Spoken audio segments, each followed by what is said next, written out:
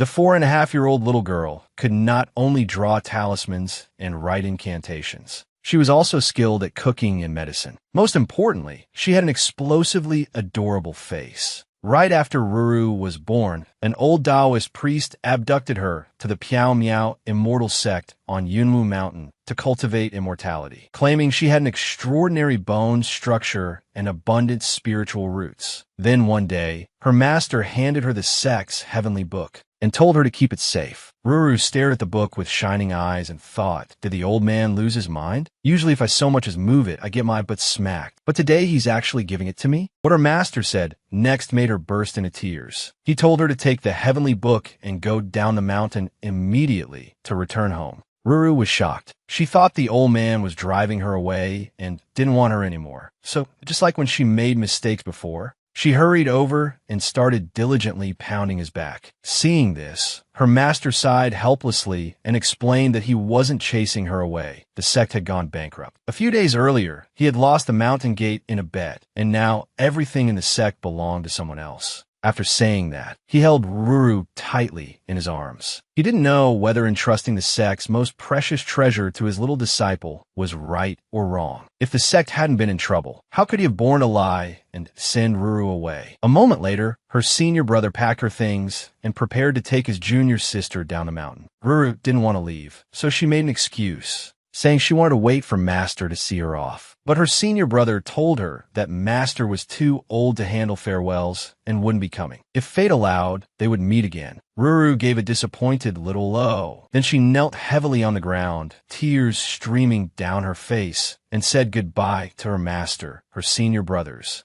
as well as Big Black, Linger, and little Ching Ching from the back mountain. After saying farewell, she got her feet, slung on her backpack, and strode decisively down the mountain, shouting as she went, "Disciple of the Piao Miao immortal sect, Taoist Ru, descends the mountain today." 2 days later, Lung Yeji brought her to the antique shop he ran. He did not let Ru enter, and even told her that from now on, she was not allowed to call him senior brother. Only by hiding his identity better could he protect his little junior sister from shadows. But Ruru was completely distracted by the candied hawthorns in the distance. Only when she heard senior brother talking did she wipe the drool from the corner of her mouth and repeatedly agree. Okay. Then Lung Yeji told her to wait under the big tree for her family to come pick her up. The moment he finished speaking, Ruru puffed up angrily and thought, what kind of crappy senior brother is this? We're already here, and he won't even let me through the door. He's kicking me out and making me pretend I don't know him. Unexpectedly, just as she reached the tree, she heard a nearby hawker shouting, "Jiangnan Leather Factory has gone bankrupt." The boss ran off with his wife. That instantly made her think of how the old man had also said the sect had gone bankrupt. He must have run away with the fairy nun from the neighboring mountain, which was why he didn't want her anymore and made her come down the mountain alone to fend for herself. That old geezer was awful. Now no one loved her and no one cared about her. She was like a little cabbage in the field. Just then, a car stopped in front of her, flanked by several men in black. A beautiful woman stepped out of the car. It was Ruru's mother, Xiaoyuma. The moment she saw her daughter beneath the tree, she cried out, "Baby!" and rushed over. Just as she was about to hug her daughter, Ruru stopped her with one hand, insisting that she had to say her name first. Xiaoyuma was worried too, afraid of being tricked, so she cautiously said the two characters, Xianxi. Hearing that, Ruru planted her hands on her hips and proudly declared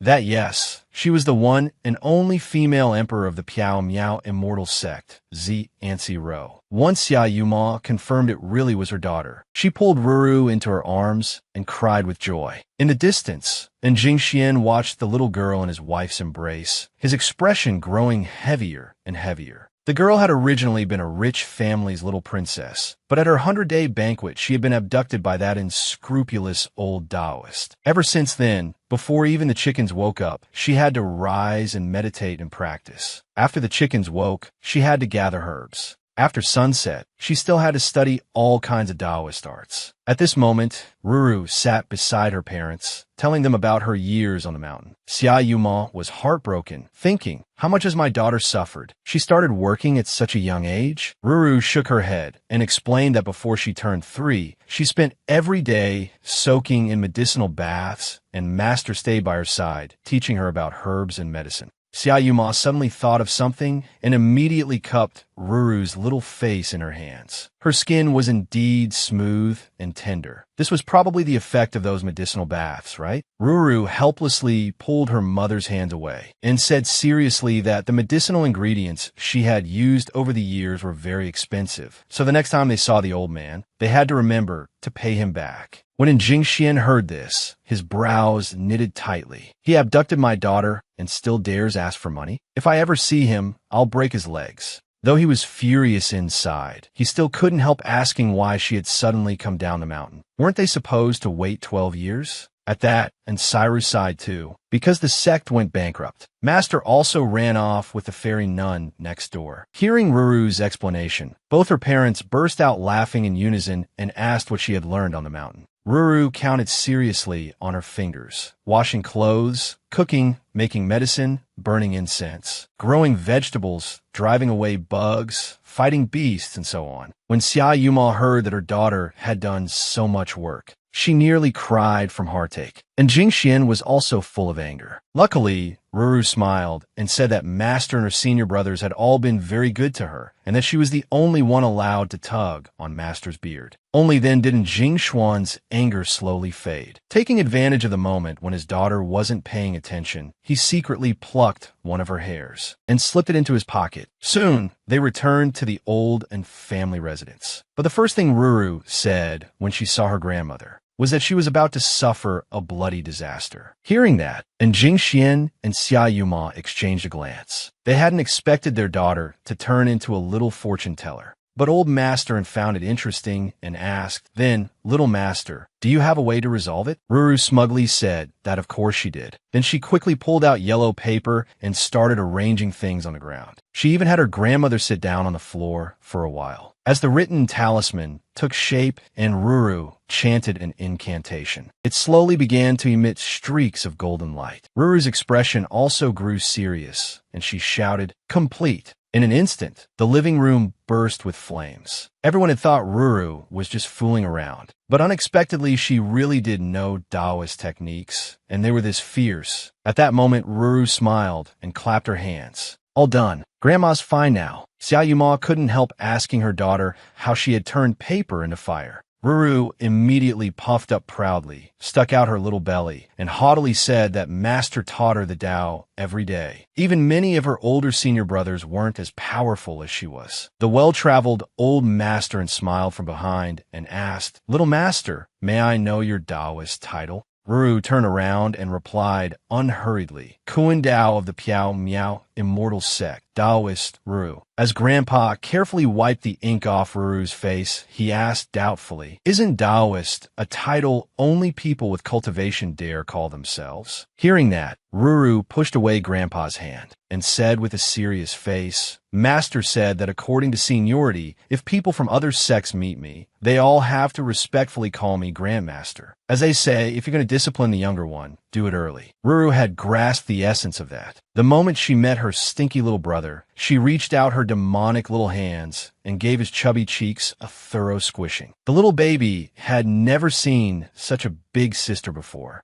and he was so frightened he wet his diaper. Fortunately, the housekeeper came over to inform everyone that dinner was ready, and only then did the baby escape Ruru's clutches. At that moment, and Jingxian secretly handed Ruru's hair to the housekeeper. Looking at the table full of exquisite dishes, Ruru stared at the big lobster in front of her, drool streaming from the corner of her mouth. Then old Master reminded her, "Take your backpack off before eating." The moment she heard that, Ruru instantly turned adorably fierce. "Everything in there is my treasure." Seeing how puffed up his granddaughter was, old Master did not insist. Instead, he began introducing the dishes on the table. As Ruru listened, she drooled over the abalone on the table, because she had never seen such things in the mountains before. Still, Ruru politely asked her grandfather when they could start eating. Seeing how well-mannered she was, old Master liked her all the more. He said they could eat right now and even told her to go first. As a veteran little foodie, how could Ruru be polite after hearing she could eat? She immediately rolled up her sleeves, ready to try this and taste that. darting nonstop around the table. Grandma smiled from the side and told Ruru to slow down. There was plenty at home, so she shouldn't overeat and make herself sick. Still, she curiously asked what Ruru used to eat while cultivating on the mountain. At that, Ruru swallowed the chicken drumstick in her mouth with a gulp and explained helplessly, "Master, that old man is really bad. Sometimes he only gave me one meal every 3 days. Usually I just ate greens, shiitake mushrooms, and things like that." Grandma and Grandpa were heartsick, thinking that old Taoist was too inhuman. He was abusing their granddaughter. And Jingxian, meanwhile, was thinking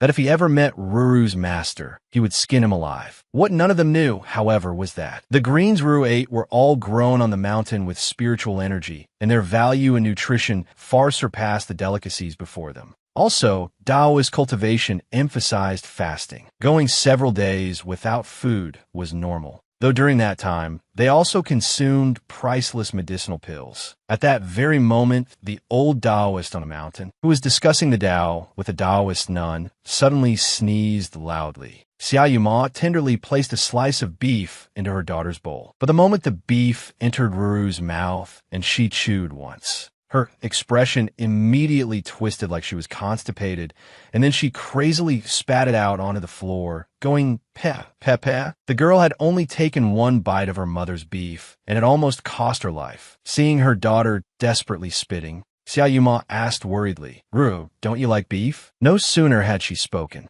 than pale-faced Ruru frantically shook her head. She not only couldn't eat beef, she also couldn't eat pork or dog meat. She could only eat things like lamb. Then she started explaining to her family that in the Taoist tradition, there were food taboos, and one could only eat relatively pure foods, lamb, venison, and fish from the water. Hearing that, old Masterin, who doted on his granddaughter, immediately instructed the housekeeper that from now on the family meals should be prepared according to what Ruru said. The very next second, Ruru's words nearly made the housekeeper drop his jaw. Holding a cup of water, she smugly said, "The ingredients are nice, but the food is made way too badly. In 2 days, I'll personally cook something delicious for everyone." The housekeeper secretly thought, "Miss Ruru's mouth is way too bold." Chef Wu is one of the country's top chefs. If he heard this, he'd probably cough up blood 3 times from anger. The family all laughed and applauded Ruru, not expecting her to be so amazing that she could even cook. Then Ruru jumped down from her chair, saying she was full, and left the dining room by herself. She wanted to wash her hands, but no matter how hard she tried to reach the sink, she was always just a tiny bit short. The housekeeper noticed the little figure by the sink. At that moment, Ruru opened her big doll-like eyes and looked over at him. The housekeeper was instantly melted by how adorable she was and hurried over to pick her up. To his surprise, Miss Ruru was so light, like holding a puff of cotton.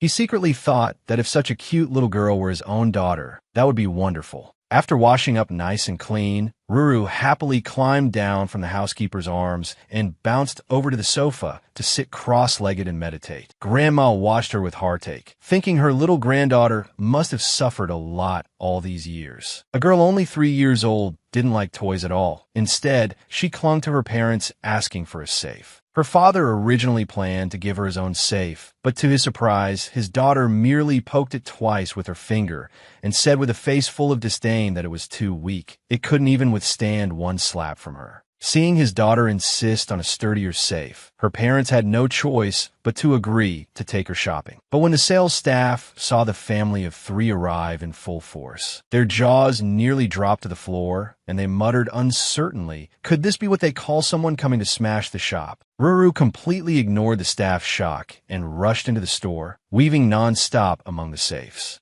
Just as she was about to give up, a gleaming safe suddenly caught her eye. Without hesitation, she made her choice. Yes, this one. The store manager secretly thought that just the commission on this model alone was hundreds of thousands. This wasn't someone here to cause trouble at all. This was the god of wealth. He immediately launched into an enthusiastic introduction of the safe's features. It was not only fireproof, bulletproof, radiation-proof, and gas-proof. It also had dual fingerprint and iris recognition, and was specifically used to store the world's most valuable treasures. Best of all, the price was very favorable, only 6 million. Ruru became even more determined to get this one, and insisted that it had to be installed in her room. Her mother looked utterly confused. What kind of child didn't like toys? but instead insisted on putting a 6 million yuan safe in her bedroom. Her doting father didn't hesitate for a second and had his assistant buy it. He even specifically instructed them to place it in Ruru's room. This 6 million was absolutely worth spending. They even found a professional moving team to deliver it, or rather, a professional safe delivery team. They thoughtfully explained the fingerprint and iris password system, and Ruru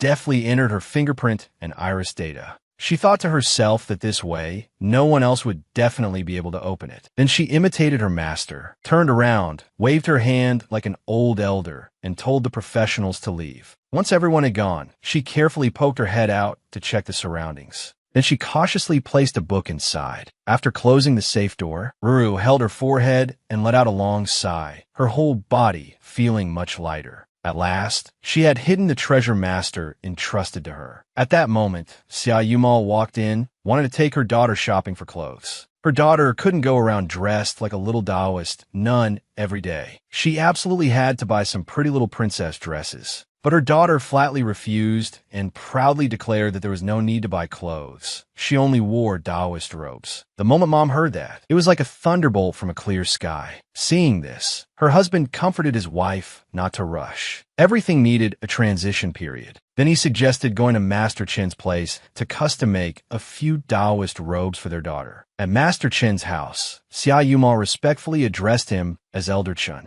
and asked if he could make a few Taoist robes for Ruru. At first, Master Chen remained calm and didn't pay her any attention. But when he saw Ruru, not only did he readily agree, his whole demeanor became unsettled. The old clothes on the girl's body were actually worth 100 million. Even Elder Chen, the world-class tailor who had always been proud, was stunned speechless when he saw Ruru's Taoist robe. Master Chen immediately took out a magnifying glass and carefully examined it. Xia Yumal looked at him in confusion, wondering if something had gone wrong with his brain. Wasn't it just a Taoist robe with gold thread? What they didn't know was that the robe's fabric was top-grade celestial silkworm silk, and the yellow stitching used golden spider silk. Its tensile strength was comparable to bulletproof clothing. Then Master Chen carefully asked Ruru how often she washed the robe. Ruru said once a month. Seeing that the robe was spotless, Master Chen became even more certain of his guess. This robe was something he truly could not make. Some of the craftsmanship involved had long since been lost. If the robe were taken to auction, it would be worth at least 100 million. Hearing that, Ruru's parents fell into deep thought. Hadn't they said the old man on the mountain was terrible? But Master Chen's next words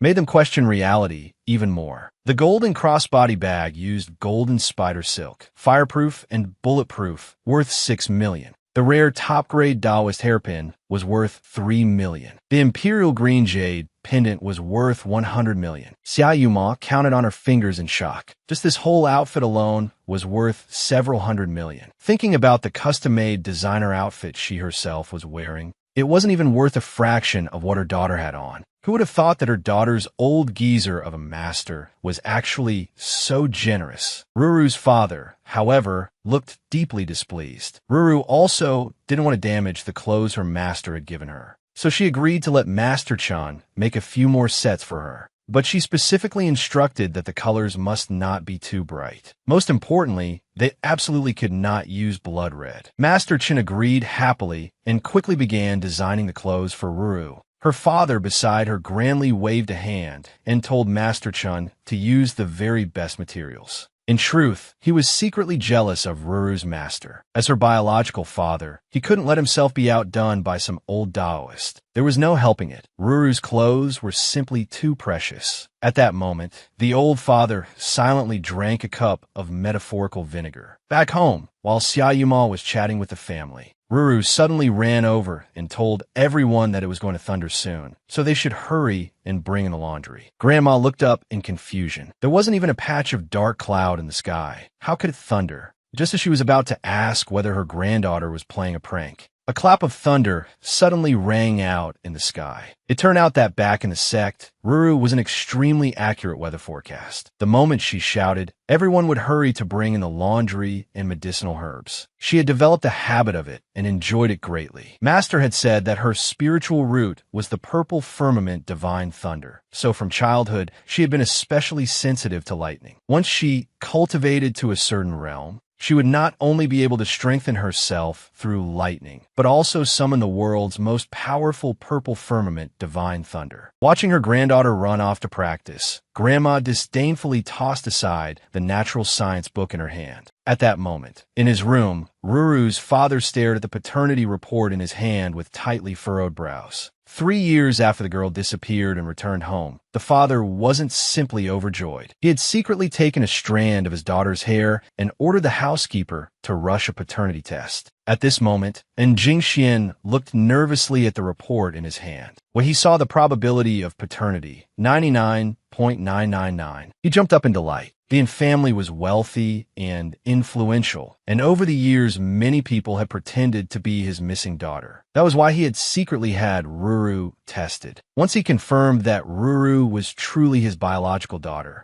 he eagerly took out his phone, snapped a picture, and immediately posted the news to his social feed. Grandpa and Grandma were also overjoyed and even wanted to hold a welcome banquet for Ruru. Compared to her family's happiness, however, Ruru looked rather downcast, listless all over. Old Master noticed his granddaughter's abnormal mood and was just about to ask when Ruru told him she wanted to find medicinal herbs. He thought it was because she didn't like bathing in plain water. She wanted to mix her own medicinal bath formula. The family happened to own a century-old herbal medicine business. Old Master immediately picked up his granddaughter and prepared to head there. After entering the shop, Ruru counted off the herbs she needed on her fingers: borneal, atractylodes, white sandalwood, rosin, and so on. The shop assistants saw her name over 100 kinds of herbs in one breath. Not only were they astonished, they all praised her as a little prodigy. Hearing that, Old Master kept a composed expression as if Ruru had nothing to do with him. But in truth, he was overjoyed inside. At that moment, a staff member came to report that there were 2 medicinal ingredients they had never even heard of. They had no idea what they were. Old Master also became curious. What exactly were the 2 herbs his granddaughter wanted, that even a century-old pharmacy had never heard of? The staff explained that they were purple-crowned phoenix grass and nine-tailed dragon nightshade. Ruru had no choice but to ask them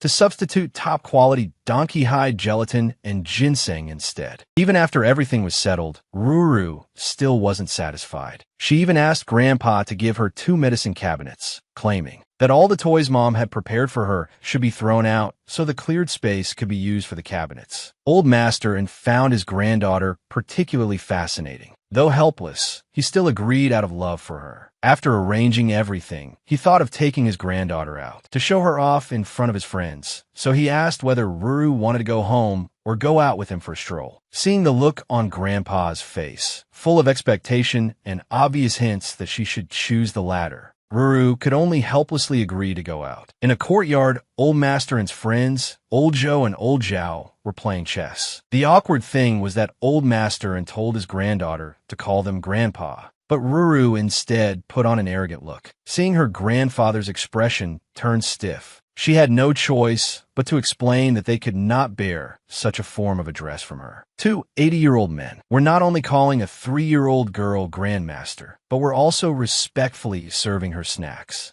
and tea, afraid of failing to serve her properly. It turned out that just a moment earlier, Old Master had brought his granddaughter over to show off before his friends, but an issue arose right away. Ruru refused to call the 2 men Grandpa and said they were unworthy of it. That left not only Old Master embarrassed, but even his friends annoyed enough to forget their indulgence toward children. They directly scolded Ruru as a little Taoist acolyte. If she revealed her true identity, forget calling them Grandpa. Even if she told them to carry her shoes, they wouldn't dare refuse. Ruru gently tugged at Grandpa's sleeve. When Old Master told his friends her Taoist title, Coincidental of the Piao Miao Immortal Sect, Taoist, the 2 old men broke out in cold sweat, especially after seeing the jade pendant at Ruru's waist. They could no longer remain calm. They hurriedly stood up and respectfully bowed to Ruru, addressing her directly as Taoist Grandmaster. Then, while pouring tea for Ruru, the old men probed her depth with Taoist terminology. What they had never expected was that Ruru cultivated all paths, talismans, incantations, and Taoist arts alike. The two of them, meanwhile, only practiced fasting and ritual teachings. That tradition included many things, but was mainly about setting up altars, burning incense and candles, and chanting scriptures. Through such rituals, one prayed for the removal of calamity and the granting of blessings. At that moment, Old Master quietly pulled one friend aside and asked why they were calling his granddaughter Grandmaster. It turned out that in the Taoist world, men were referred to as Qian Dao and women as Koan Dao. But regardless of gender, those with profound attainment were all called Yi or Grandmaster. There is no such address as sister or nun in their circles. Besides, Ruru's Piao Miao immortal sect belonged to the profound Dao lineage,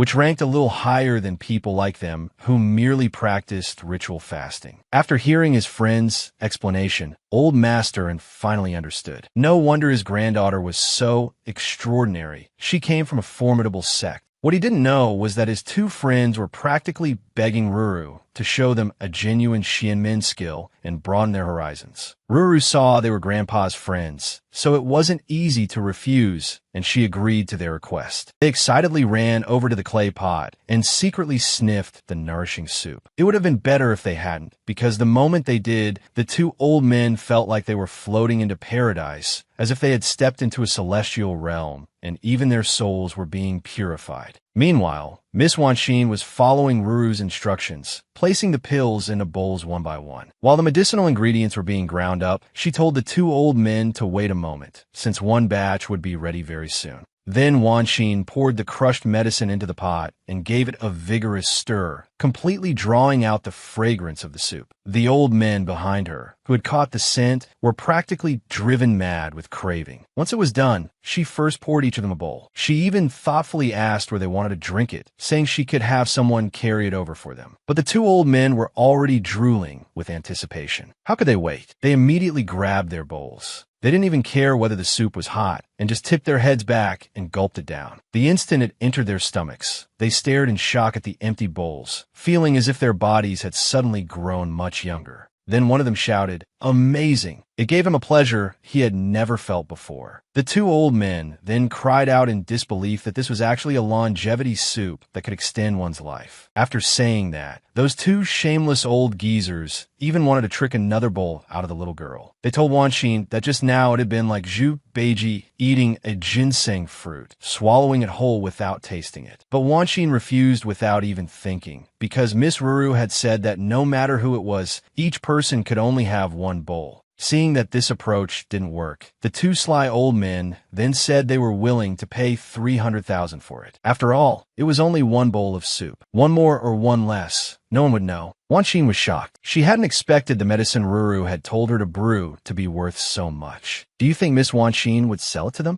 The two old men raised the price to 10 billion, just to buy one bowl of this seemingly ordinary, nourishing soup. Yet Miss Wanxin still didn't budge in the slightest. With obvious disdain, she told them to go ask Miss Ruru instead. Maybe, considering their age, she might give them another bowl. With that, she went back to tending the nourishing soup, leaving the two old men sighing in place. Elsewhere, the welcome banquet was in full swing. But Ru, the guest of honor, looked as though none of it had anything to do with her. She sat quietly on the sofa, meditating and cultivating, only coming out of it when Wanxin came to say the nourishing soup was ready. Smiling, she told the young lady to pour everyone a bowl, and she even specifically told Wanxin to drink a bowl too. As soon as Wanxin heard there was a portion for her, she immediately thanked Miss Ru happily. Just then, the two incorrigible old men shamelessly asked Ru for another bowl. Ruru's face turned serious as she firmly said no. If they drank too much, they wouldn't be able to handle it. The old men could also tell that this medicinal soup was no ordinary thing, but they didn't know what effect it had. While calmly meditating, Ruru explained that although the nourishing soup could refresh the mind, replenish energy, strengthen the body, and prolong life, one must not be greedy. Too much of anything could backfire. Drinking too much would not only bring no benefit, it would even be harmful. Hearing that, the two old men exchanged awkward glances. Fortunately, Wanxin had insisted on not giving them more. If they really had greedily drunk extra, who knew what bad consequences might have followed? At that moment, Ruru's third aunt walked over carrying a gift, saying she had specially prepared it for Ruru. Ruru thanked her with a smile and invited her to try the nourishing soup she had made. Taking the bowl Wanxin handed her, third aunt was delighted beyond words. Ruru was just too amazing. At such a young age, she even understood Chinese medicine. Then she tilted her head back and drank down the nourishing soup. Afterward, she contentedly praised Ruru's cooking. But the moment she finished speaking, her body changed. She suddenly felt that the dress she had worn when she arrived had become looser. She instinctively touched her stomach, and to her amazement, it was true. Not only had her figure changed, even her skin had become brighter and more radiant. Just then,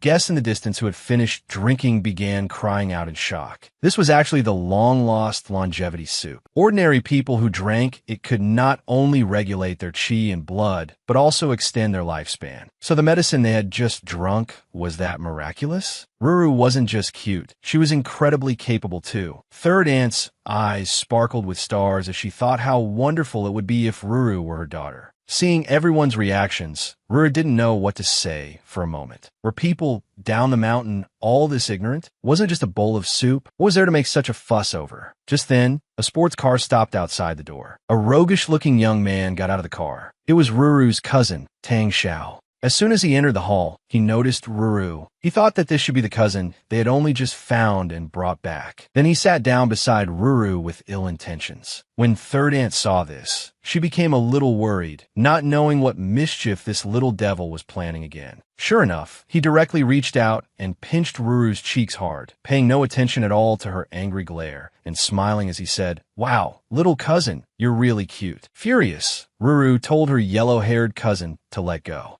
Otherwise, she was really going to get angry. But before Ruru could do anything, her grandmother gave her grandson a solid punch. "Brat, why are you bullying your little sister?" She even warned him that if he dared come back and bully Ruru again, she would break his legs. Then Grandma quickly sat down to coax her granddaughter not to be angry. Seeing that Grandma had already scolded her cousin, Ruru let it go, only telling Sister Wanxin not to give him any soup. Then Grandma flicked her grandson on the forehead and told him to learn from Ruru. Not only was Ruru more mature and steady than he was, she could even ignite talisman paper out of thin air and predict the arrival of lightning. Hearing that, Tang Xiao looked full of disdain. Her, a little brat? Pointing at Ruru, who was still sulking, he asked his grandmother whether she had been watching too many fantasy dramas lately. Before he could finish, he received some loving care from his grandmother. "What little brat? That's your sister." Grandma stood there with her hands on her hips in anger, telling her grandson not to treat Ruru like a 3-year-old child, or else he would suffer for it. Seeing how serious his grandmother looked, Tang Xiao secretly thought to himself, could it be that this little cousin really was as mysterious as Grandma said? No, he had to quickly find someone to ask. Thinking that, he reached out and grabbed the old butler's arm. "Grandpa Sue, I heard that little brat has some really strange abilities. Is it true?"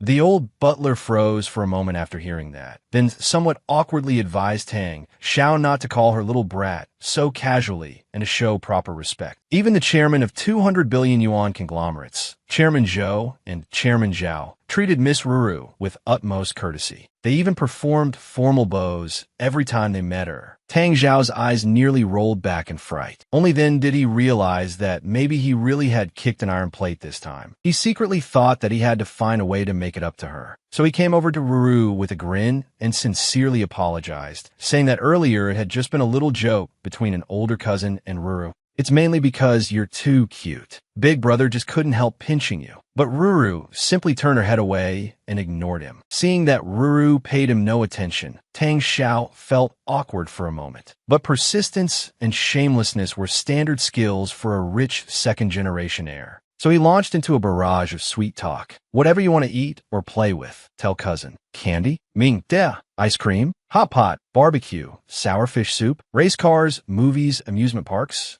Seeing that Ruru still showed no interest at all, Tang Xiao thought to himself that maybe cultivation was really like what was written in novels. His little cousin would definitely like things related to cultivation. After figuring that out, he proudly blurted out to immortal pills, spirit medicine, heavenly books, whatever you want. Just as he expected, when Ruru heard heavenly book, her face changed in shock, and even her fists clenched. Tang Xiao smugly thought that, sure enough, his rich air brain wasn't for nothing. With just a little trick, he had managed to appease his angry little cousin. But what greeted him next was a palm strike from Ruru. Tang Xiao was sent flying on the spot, and Jing Xian stared in disbelief at the figure flying away, marveling that such a tiny body could contain such great power. Tang Xiao even vomited up what looked like last year's breakfast, and after a full 360-degree spin, he landed on the ground, foaming at the mouth. The girl and her cousin had only just met for the first time,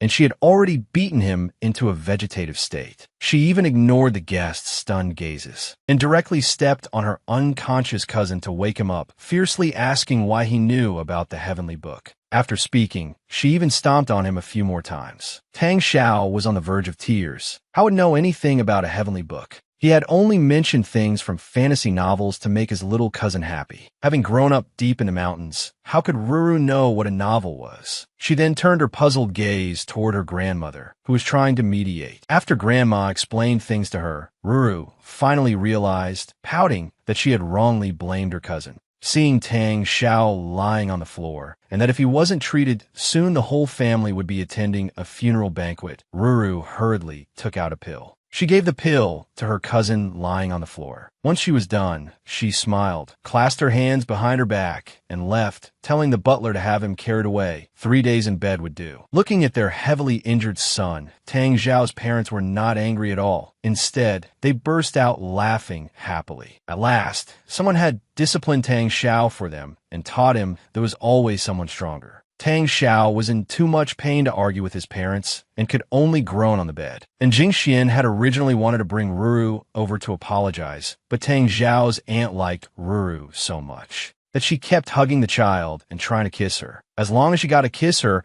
forget beating her son into a vegetative state. Even if he were beaten to death, she wouldn't mind. The scene before him shattered in Jing Xuan's fragile, fatherly heart. After all, he hadn't even kissed his own daughter's face yet. Tang Xiao's father warned him at the bedside that now the misunderstanding had been cleared up, he had better get along well with his little sister. Tang Xiao agreed readily, as if he would ever dare bully Ruru again. She might be small, but her strength definitely wasn't. He had personally experienced that today. From now on, even if he didn't want to get along with her, he'd have no choice. After the turmoil at the banquet ended, Ruru officially returned to the Yin family. That very night, the family even held a family meeting for her. Amid heated discussion, and Jing Xian was the first to stand up and strongly oppose sending Ruru to kindergarten. He said she should first get familiar with modern society and adapt a little. He proposed assigning his daughter a full-time nanny, 2 personal bodyguards, a 7-seater nanny van, and a cell phone. He still felt that wasn't enough, and even gave her a black card with unlimited spending. Only then, he said, would Ruru be able to adapt more quickly to life down mountain. Unexpectedly, everyone unanimously approved the proposal. The next day, Ruru took the unlimited black card and secretly slipped away. The overbearing CEO's daughter had been kidnapped by an old thief right after birth. And 3 years later, Ensairu returned to the family. Her wealthy father worried she wouldn't be able to adapt to city life. So he gave her luxury cars, bodyguards, a nanny, and even a bank card with unlimited spending. But instead of using the money to buy snacks or toys, she went straight to an antique shop. She directed the owner as she swept through the place. Before long, the table was piled full of jars and bottles. The shop owner was even fair and honest. After the discount, he only charged Ruru 10 million. The bodyguards couldn't stand it anymore. This shop owner was way too shady, even scamming a little child. Just as they were about to go up and teach him a lesson, Ruru directly swiped her card to pay and even tipped the owner another 200,000. That left the bodyguard's jaws on the floor. What they didn't know was that the shop owner was actually Miss Ruru's senior brother. Meanwhile,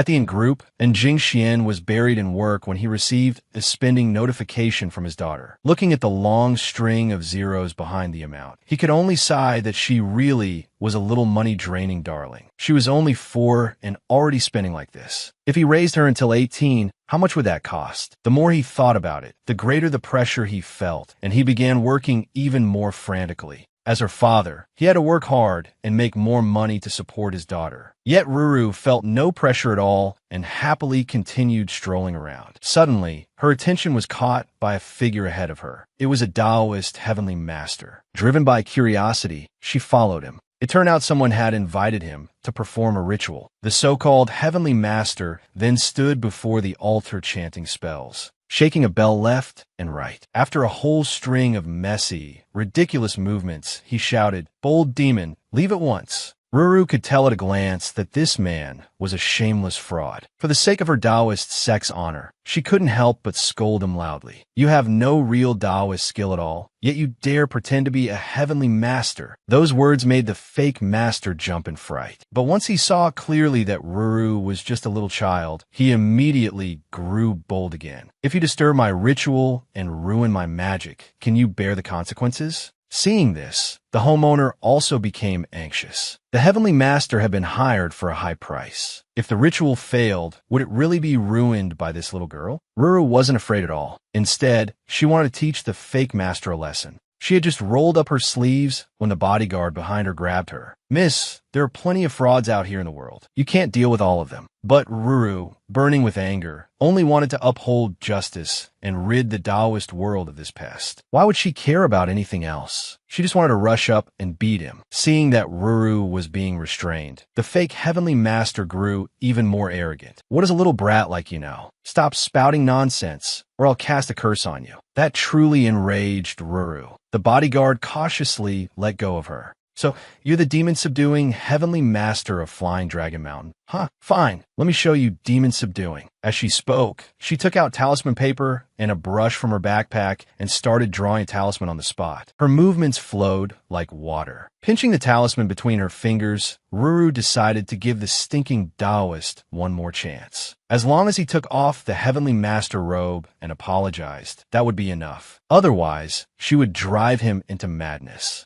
The fake heavenly master laughed mockingly. "Has this little milk baby watched too much TV? You think some scrap paper can just become a talisman?" Seeing that, Ruru wasted no more words and directly activated the talisman with an incantation. "You brought this on yourself, so don't blame me." A fierce gust of wind instantly swept in. The talisman at her fingertips burst into flames. Seeing this, the fake heavenly master was so terrified he nearly wet himself, already regretting his earlier bravado. Before he could escape, he was struck by the force of the talisman. The very next second, the fake heavenly master turned into an idiot, drooling and giggling foolishly. Then he started running wildly around the courtyard, shouting over and over, "Ghosts! Ghosts!" Seeing that, Ruru smiled in satisfaction. "Aren't you supposed to subdue demons? Go on, subdue them." The bodyguard behind her were utterly dumbfounded by that series of actions. "Miss is incredible, but he won't really stay insane, will he?" Ruru immediately waved her hand. "No need to worry. In a quarter of an hour, he would recover." She didn't know how to explain it to everyone, but each person had 3 heavenly lamps on their body. Once one of those lamps went out, they would either see demons or become mentally disturbed. After a quarter of an hour, their yang energy would recover, the heavenly lamp would reignite, and they would return to normal. An old Taoist not only knelt before a little 3-year-old girl, but respectfully called her little Taoist master, even carefully attending to her from behind, afraid of upsetting her in the slightest. Just a little while earlier, Ruru had been wandering around and ended up at a Taoist temple. Looking at the battered old statue,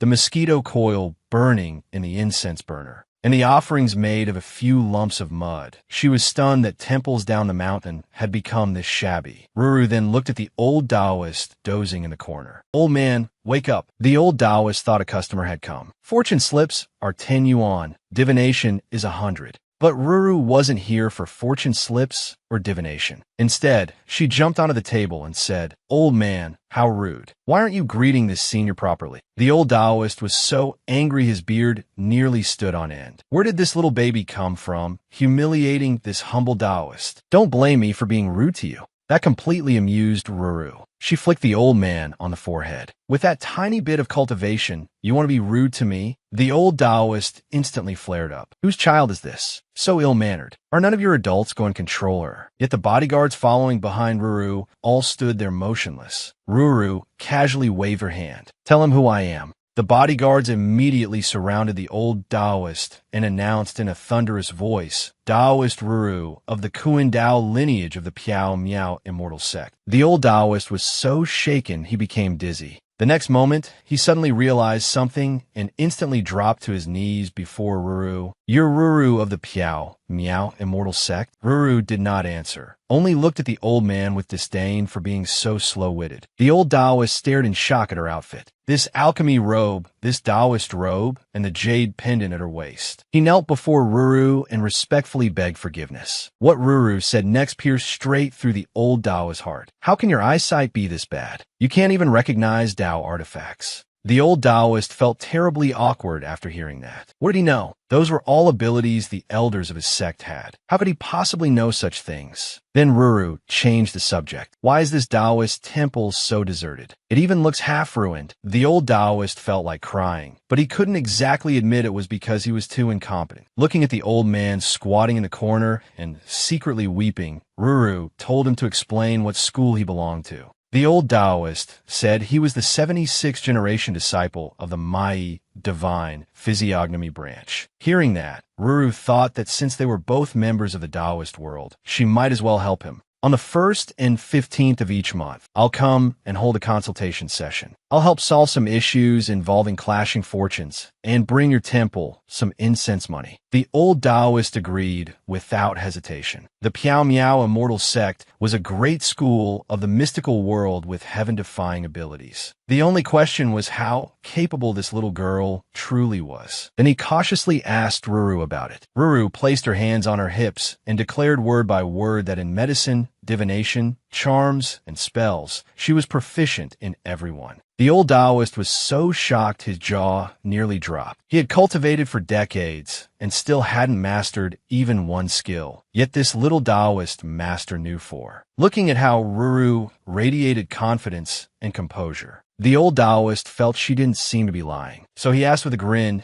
Taoist master, tomorrow happens to be the 15th. Could we arrange for the consultation session to begin then? Ruru went up and flicked him on the forehead again. At your age, how are you still this dumb? The pain made the old Taoist's eyes water. With her hands behind her back, Ruru walked out while saying, the 1st and 15th, start afternoon and leave before sunset. All that remained in the temple was the old Taoist, standing there with a huge bump on his head and a face full of admiration for Ruru. The next day, word had spread among worshippers that a master would be holding consultations today, so the temple was packed from early morning. Just then, a luxury car suddenly stopped outside the temple, along with loud announcements of Taoist Ruru of the coincidental lineage of the Piao Miao immortal sect. Ruru stepped out of the car. When everyone saw that the master was just a child, they all became somewhat doubtful. Yet none of that disturbed Ruru. She walked straight into the hall, sat down, and calmly poured herself tea. The worshippers in line grew louder and louder with their doubts. Master Ma, this is the expert you were talking about? The old Taoist explained unhurriedly. In learning the Tao, there is no distinction of age. Capability is what matters. Little Taoist master's abilities are tremendous. If you don't believe it, feel free to try. At that moment, an elderly woman led her grandson forward.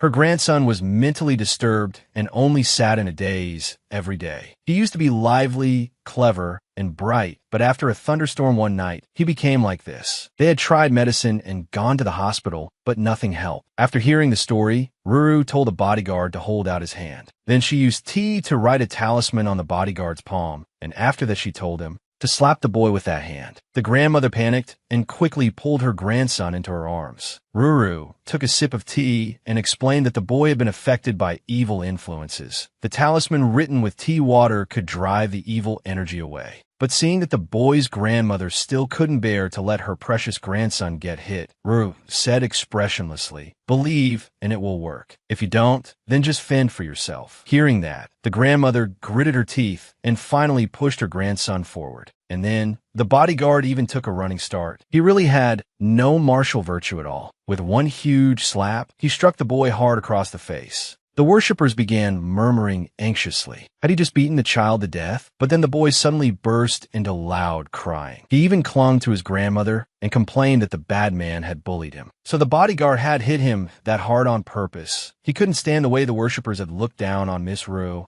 After witnessing Ruru's skill, everyone rushed to ask the little immortal for help. The first two in line even started arguing over who should be seen first. Seeing the two on the verge of coming to blows, Ruru suddenly said impatiently, "If you keep arguing, I won't treat either of you." The moment she finished speaking, the two men who had been shouting at each other instantly became as cooperative as sworn brothers. A balding man knelt down and said that he hadn't been able to sleep for decades. Whenever there was wind or rain, demons and ghosts would come to his door. Protective talismans and chanting scriptures couldn't stop them. Calmly, Ruru told him to hold out his hand. The balding man deliberately showed the yellow marks all over his body, reminding Ruru not to underestimate his illness and to take it seriously. Ruru puffed up in annoyance and said, "Believe it or don't." The balding man immediately fell silent and dared not talk back. He could only obediently let Ruru take his pulse. Ruru told Wanxin behind her to write down a prescription. The worshippers listened to the long list of medicines. Although they didn't understand it, they somehow felt the little immortal must be very impressive. After writing the prescription, the balding man still wanted to say something, but Ruru directly called next. That was how overbearing this little Taoist master was. No explanation needed. Finally, it was the bald-headed man's turn. He rushed over and asked about his bad luck with gambling. He lost every time. He wanted Ruru to help change his fortune. If not financial luck, then peach blossom luck would do. Upon hearing that, Ruru angrily told him to get out. A moment later, the bodyguards tossed him outside. After the consultation session ended, Master Ma felt like he was floating. He could now perform the lightning 5-whip strike 5 times in one breath. As long as little Taoist master stayed around, his rise to fame and fortune was just around the corner. After leaving the temple, Ruru brought people to see her daddy. But the moment she entered his office, she said the Yin energy was too heavy and the placement of the furnishings had created a malignant formation. And Jingxian waved his subordinates away to work first, then ran to Ruru and asked, "Tell me how to fix it. Daddy will listen to you." Ruru then darted around the office. "Put more jade here, add more plants there, move this formation, and all of these have to be relocated." Watching his daughter busy herself, and Jingxian instantly felt full of warmth. He was finally experiencing the comfort of having a sweet little daughter. Ruru pushed open the door and told the bodyguards to move everything out. The company employees thought the boss was changing offices. Once the office had been cleared out, Ruru pinched a talisman in her hand and recited an incantation. Soon golden light burst through the room, and she shouted, "Break!" And Jingxian instantly felt the temperature in the room rise. After finishing, Ruru said that luckily she had discovered the baleful energy in time, otherwise Daddy would definitely have died within half a year. Hearing that, and Jingxian fell into thought. His daughter's words couldn't be wrong. Could someone be deliberately trying to harm him? He had no idea which enemy's doing this was. It looked like he needed to thoroughly investigate things inside the company. After that, and Jingxian coaxed Ruru into going for candlelit dinner. As soon as they sat down, he smugly showed off. "Sweetie, do you like this refined and elegant atmosphere?" Ruru looked utterly disgusted and complained that it was flashy and unnecessary. And Jingxian pushed up his glasses. It seemed that persuading his daughter to stop wearing Taoist robes and instead put on a cute princess dress was going to be difficult. Suddenly, he had an idea and pointed to the vase for his daughter to see. "Ruru is like this beautiful flower, and Daddy is like this white vase. This vase can shield the flower from wind and rain, just like a father and daughter." Before he could finish, Ruru dealt her old father a devastating blow. "Do you think I'm a 3-year-old child? I already understand heaven, earth, ruler, parents, and teacher." The words struck her father directly, and Jingxian was utterly defeated by this mentally precocious little girl. He could only change the subject and say that the food here was delicious. but Ruru responded with the ultimate move. No matter how good it is it better than the noodles I make? This old father was destined to be utterly crushed by his daughter. Who would have thought it would be this hard to get close to her? At that moment, the restaurant filled with the gentle sound of guitar music. Ruru, yet again, started missing her master. She wondered where he had run off to. Would the immortal maiden on the neighboring mountain treat Master well? If Master was out there alone and ran into old enemies. At that very moment on the mountain, Master sneezed hard. Suddenly, a disciple rushed up to report that the demonic cultivators had already broken through the outer formation below the mountain and were about to charge up. With a sweep of his hand, Master declared that the demonic sect scum wanted their heavenly book, but the heavenly book had already been safely hidden away by him. His disciples could fight freely this time. Then he ordered them to activate the ancient formation so the demonic sect's villains would come, but never return. After making all the arrangements, Master found himself thinking of Ruru. Meanwhile, Ruru was happily eating dessert at home,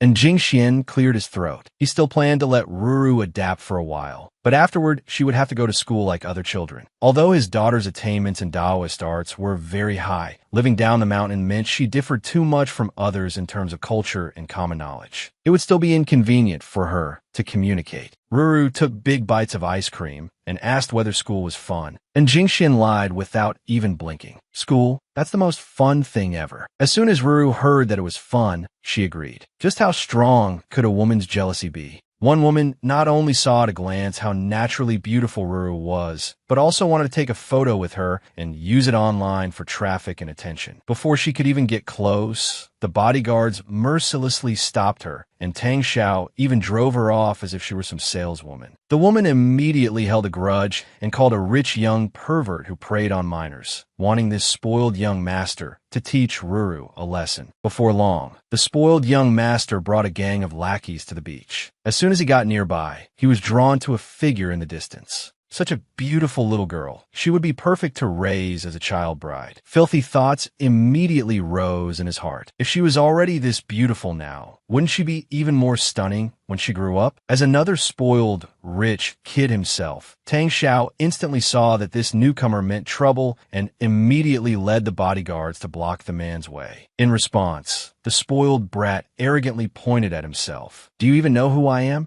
Tang Xiao didn't bother answering that idiot. He simply ordered the bodyguards to form a human wall and block him. Just as the two sides were locked in a tense standoff and looked ready to start fighting, Ruru suddenly stepped out and told everyone to stand down. The bodyguard behind her quickly moved aside, afraid that if misstruck later, they might get caught in it. The spoiled brat grinned smugly and, utterly unaware of the danger, told Ruru to come back with him so she could enjoy the good life. In his mind, filthy scenes were already playing out. The more he imagined it, the more he drooled. Suddenly, Ruru reached out and poked him on the forehead, cutting off his lewd fantasies. Ruru coldly declared that he wasn't worthy. Instead of getting angry, the spoiled brat laughed. "Little sister, in Zhonghai, no one dares challenge me." As he spoke, he reached out to pinch Ruru. Ruru was completely enraged. She grabbed his hand. "Take your filthy hand away." Then with one motion, she flung him flying. Everyone only saw a blur shoot past their eyes. The spoiled brat flew through the air for 9,999 meters before crashing down with a thud and losing consciousness. After finishing, Ruru even dusted off her little hands in disgust. Tang Xiao, however, felt an enormous headache coming on. He quickly called his uncle. "Uncle, there's trouble." Ruru beat up the Feng family's spoiled young master until he's coughing blood nonstop. Now he's between life and death and has already been sent to the hospital. When Jingxian heard this, his jaw practically hit the floor. At the family's old residence, everyone was discussing countermeasures. The old master was worried that the Feng family would use underhanded methods to take mad revenge on Ruru. But one thing was certain. It was the Feng family's spoiled brat who had bullied Ruru first. As soon as Jingxian finished speaking, everyone in the room immediately entered full protective family mode. In short, apologizing was impossible. The Feng family was in the wrong first. At most, they might generously compensate them with some medical fees. Tang Xiao's father calmly stated that this was all his son's fault. He hadn't handled things calmly enough, hadn't waited for the other side to make the first move, and had even exposed Ruru's strength. Meanwhile,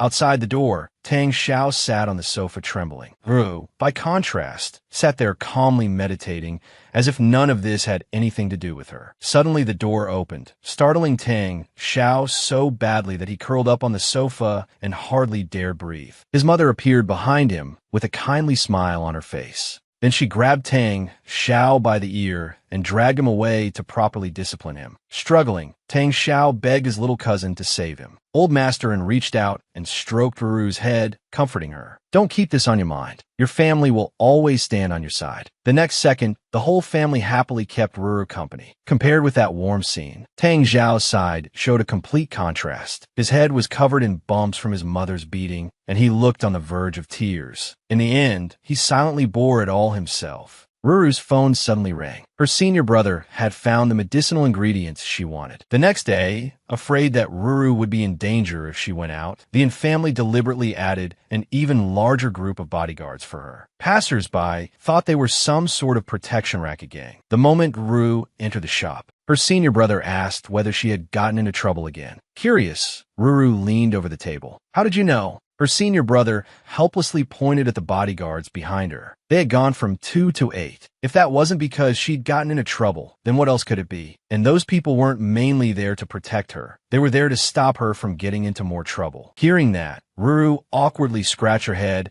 and could only praise Boss Wong for being so amazing. Her senior brother ignored her, turned around, and rummaged through boxes and cabinets. Before long, he set 2 large, fully packed bundles on the table. Then he also gave Ruru a stack of talisman paper. Ruru jumped happily and kept praising Boss Wong as a good person. Her senior brother merely waved dismissively and told her to leave quickly so as not to arouse suspicion. After leaving her senior brother's shop, Ruru brought her people to a tailor's shop to pick up clothes. The master enthusiastically introduced the clothes he had made for Ruru. A world-class designer truly deserved his reputation. After changing into the clothes, Ruru looked like a fairy from a movie. Once everything was done, she worried her family might be concerned, so she brought everyone back home. As soon as Ruru got out of the car, she sensed that something was off about the atmosphere at the entrance. So she told Sister Wanxin to take the medicinal ingredients back to the room first. Wanxin, carrying the herbs, walked ahead and immediately recognized the white luxury car at the entrance as belonging to the Feng family. At that moment, inside the family hall, representatives from both families were confronting each other. Feng family representative Bai Hong demanded that the family hand over the culprit. Unexpectedly, Butler Su of the family didn't take him seriously at all and replied with a smile that there was no culprit. If anything, it was their young master's own fault for provoking the wrong person. Hearing that, Bai Hong slammed his palm onto the sofa in anger. Don't play games with me. Our Feng family is not someone you can afford to offend. Butler Su immediately snapped back. Do you think the family is some soft persimmon you can squeeze?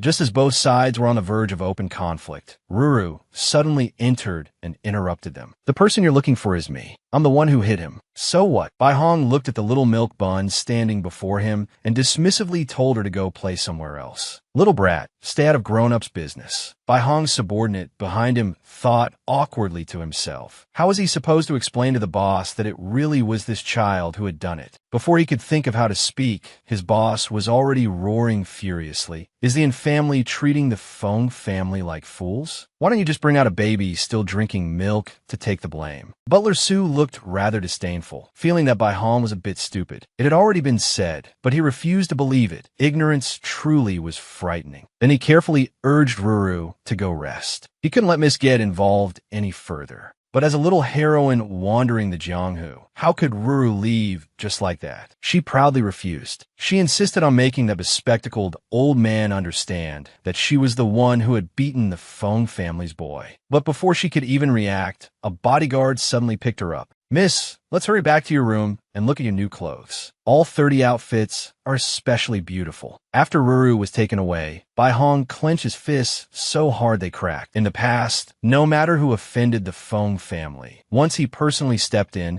they would either kneel and beg for forgiveness or offer gifts and apology. It seemed the family really was a hard bone to chew. The key issue was that the young master was still in the ICU, his life hanging by a thread. The doctor said he still hadn't passed the critical stage. Suddenly, two old men rushed into the hall. The moment they entered, they frantically began looking for Miss Ruru. "Little Taoist master, this time you absolutely must save us." In her room, Ruru had been happily organizing medicinal herbs. Looking at the old men who had come rushing in so anxiously, Ruru was puzzled. What had happened? The old men explained in terror that there was a demon. But when Ruru heard there was a demon, not only was she not scared, her eyes sparkled with excitement instead. She urged them to hurry and tell her where the demon was. It turned out that strange incidents had been happening lately at the home of one old man's friend. So he had gone to invite his senior brother to perform a ritual. Unexpectedly, before the ritual even began, a burst of black wind had blown them unconscious. Even now, just thinking of that black wind made the old man feel a bone-piercing chill all over, and his whole body trembled. As soon as Ruru heard this, she prepared at once to go meet this demon. Then she led a whole group of people out of the hall in a grand, menacing procession. This scene happened to be caught by Bai Hong's eyes in the hall. Only now did his subordinate finally figure out how to say it. "Boss, the one who really attacked that day was indeed this little girl." For a moment, Bai Hong almost thought the subordinate was the other side spy. He grabbed the man by the collar. "Do you take me for an idiot? How could a little brat slap someone into that condition?" Unexpectedly, the other subordinates all chimed in at once, saying they could testify that it really was that child. This time, Bai Hong had no choice but to believe it. "Why didn't you tell me earlier?" Even so, the subordinates still got slapped for nothing. Before them, the old Taoist's 7 orifices were leaking Yin energy. It looked like he was about to die at any moment. Not only had no one called an ambulance, they wouldn't even let anyone touch him. They insisted on waiting until his junior brother returned with the expert he had gone to invite. Suddenly, the old man came running back, shouting as he ran, "She's here! She's here! I brought the Taoist master." Then Ruru calmly walked in. Everyone in the courtyard turned to look, but they directly ignored Ruru and kept searching around the bodyguards. Some even got down on the ground, looking for the Taoist master their junior brother had invited. He paid no attention at all to the anger behind him. The two old men were utterly disgusted by this senior brother with his ridiculous beauty filter on. Suddenly, the bodyguards behind them snapped to attention with a rustle and shouted in unison, "Taoist Ruru of the Piao Miao immortal sect." Ruru silently gave the bodyguards a thumbs up in her heart. Not bad. The butler should get a raise. The old man with the heavy bias was so frightened he collapsed on the ground. Only then did everyone realize that Kuan Dao meant a female Taoist. And the only female here was this little girl. Once they thought of the Piao Miao immortal sect, they knew it was an existence they absolutely could not offend. No one cared about anything else anymore. Better to bow first and talk later. Then, under the crowd's fawning gazes, Ruru took tiny little steps to the old Taoist whose body had been invaded by demonic energy. She carefully removed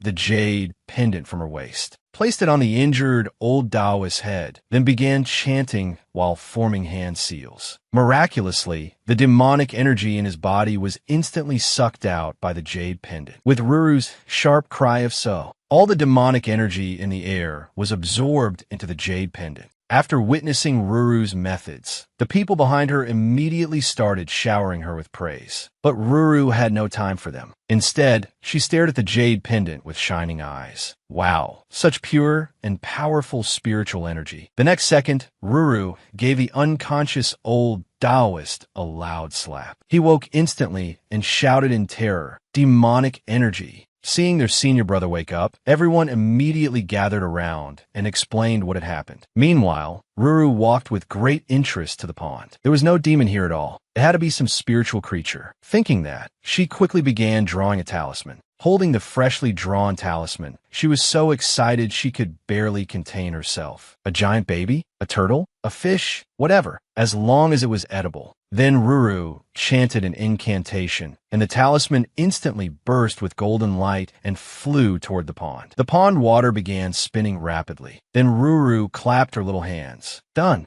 She waved at the people behind her. There's no more baleful energy in the pond. She wanted someone to help catch the little thing. Everyone was too scared to go forward. Little thing? What little thing? Could it be a monster? In the end, the old Taoist whom Ruru had saved gathered his courage and stepped forward, fully prepared to risk his life. But to his surprise, Ruru only told him to get a bamboo basket ready. Then Ruru raised the talisman high and shouted up. A silver giant fish suddenly leaped out of the water. Ruru looked at the fish flopping on the platform and danced with joy. The old Taoist returning with a fish basket saw a fish as big as a small car and was so shocked he dropped it. Clearly, the bodyguards had seen more in life than the others. Excited, they rushed over shouting, "Miss, we're here to help." The silver giant fish was practically in tears. Seriously, who was the monster here? In just a few moves, the bodyguards tied the giant fish up like a rice dumpling. Ruru declared that she'd reward them with boiled fish tonight. The old Taoist finally recovered and was about to thank Ruru, but she wasn't listening at all. She kept urging the bodyguards to hurry back, or the fish wouldn't be fresh anymore. By chance, the two old men nearby heard that. Last time, even an ordinary bowl of nourishing soup had prolonged life. If even this Taoist master was so tense about it, then this fish must be even more extraordinary. Off in the distance, the other Taoists were completely baffled. What was going on? They got a demon fish and were this excited? Shouldn't they be burning it with sacred fire? If they were going to boil it, just how big a pot would they need? At that moment, Ruru was in the kitchen excitedly shouting, "Chef Wu, Chef Wu, can you make pickled fish?" Looking at the giant fish in front of him, Chef Wu's jaw practically hit the floor. Ruru ignored his shock and instructed him to remove the head and tail. Clean it, slice it, and make pickled fish. Before leaving, she even reminded Chef Wu to call her before serving it, so she could add one extra ingredient. Chef Wu immediately called everyone to get busy, while inwardly he was overjoyed. Last time he hadn't even gotten a watch, but this time he got to be the one handling it. Did that mean he could finally learn her techniques? Meanwhile, Ruru carefully took out a sour stone and dissolved it in clean water. She dipped a finger in it and tasted it. The moment it hit her tongue, she was overwhelmed with happiness. It was wonderfully sour. When Ruru entered the kitchen, Chef Wu enthusiastically began explaining the process of making pickled fish. Just as he was talking nonstop, Ruru suddenly poured in the prepared seasoning. Looking at that green, suspicious-looking stuff, Chef Wu wanted to stop her, but it was already too late. Ruru calmly told him to taste it first and see how the flavor changed. Chef Wu raised his neck and gulped down a spoonful. In an instant, he was so shocked he couldn't speak. That tangy freshness, that crisp, sweet pickled vegetable, rich and mellow, smooth and delicious. Chef Wu's eyes sparkled, and he stammered wordlessly. Ruru, however, calmly told him to hurry up and cook the fish while it was still fresh. Then she told Chef Wu to divide the fish into 3 portions. One for the dining hall, one for the bodyguards, and one for her to arrange. As many people as possible should get a taste. Chef Wu stared fixedly at the iron pot. Since Miss had spoken, then at most he'd only take one tiny bite. "The rest will all be mine, old Wu's." Before he could finish, he discovered that 2 bodyguards had appeared behind him at some point, glaring at him while flexing their muscles. What kind of delicacy could conquer not only a person's taste buds, but their very soul? Even her usually stubborn cousin cried and begged to cling to Ruru. Tang Xiao had long heard that his little cousin's cooking was practically divine. Today, he finally had the chance to taste it. He only took a small bite of fish, but it felt as if he were being embraced by the ocean. The texture was astonishingly springy and tender. It didn't feel like eating fish at all, but more like sea cucumber. Once you ate one piece, you couldn't stop. After chewing carefully, the fish's rich freshness exploded in his mouth. The fragrance swept through his senses and ravaged his taste buds. Then he eagerly took a sip of the soup. The instant it entered his mouth, it felt like a clear breeze sweeping over a mountain ridge. Warmth spread through his entire body, and he nearly wanted to break into song. This deliciousness completely conquered Tang Xiao. He decided that for the rest of his life, he would hold tightly onto Ruru's thigh. On the other side, the bodyguards carried off the pickled fish Ruru had rewarded them with, and it was instantly snatched clean away. Every bite thoroughly conquered everyone's soul. The bodyguards all declared in unison that from now on, they would be absolutely loyal to Miss, even unto death. The kitchen was in chaos too. One chef shoved Chef Wu aside, complaining that he had divided it unfairly and insisting on doing it himself. At this moment, Ruru returned to her room and contentedly rubbed her round little belly. Then she remembered what her master had said. Spiritual creatures should not be eaten more than 3 bites at a time. With that thought, she sat bolt upright, preparing to digest it. Ruru quickly entered a cultivation state. For ordinary people, spiritual creatures were just meat and had no effect. But for someone with a Tao body like hers, they turned into vapor and were absorbed by the dantian. Even though she'd only eaten 1 bowl, she still felt stuffed. As she cultivated, the spiritual creature was gradually refined into true chi. Suddenly, the heavenly book beside her began flipping noisily on its own.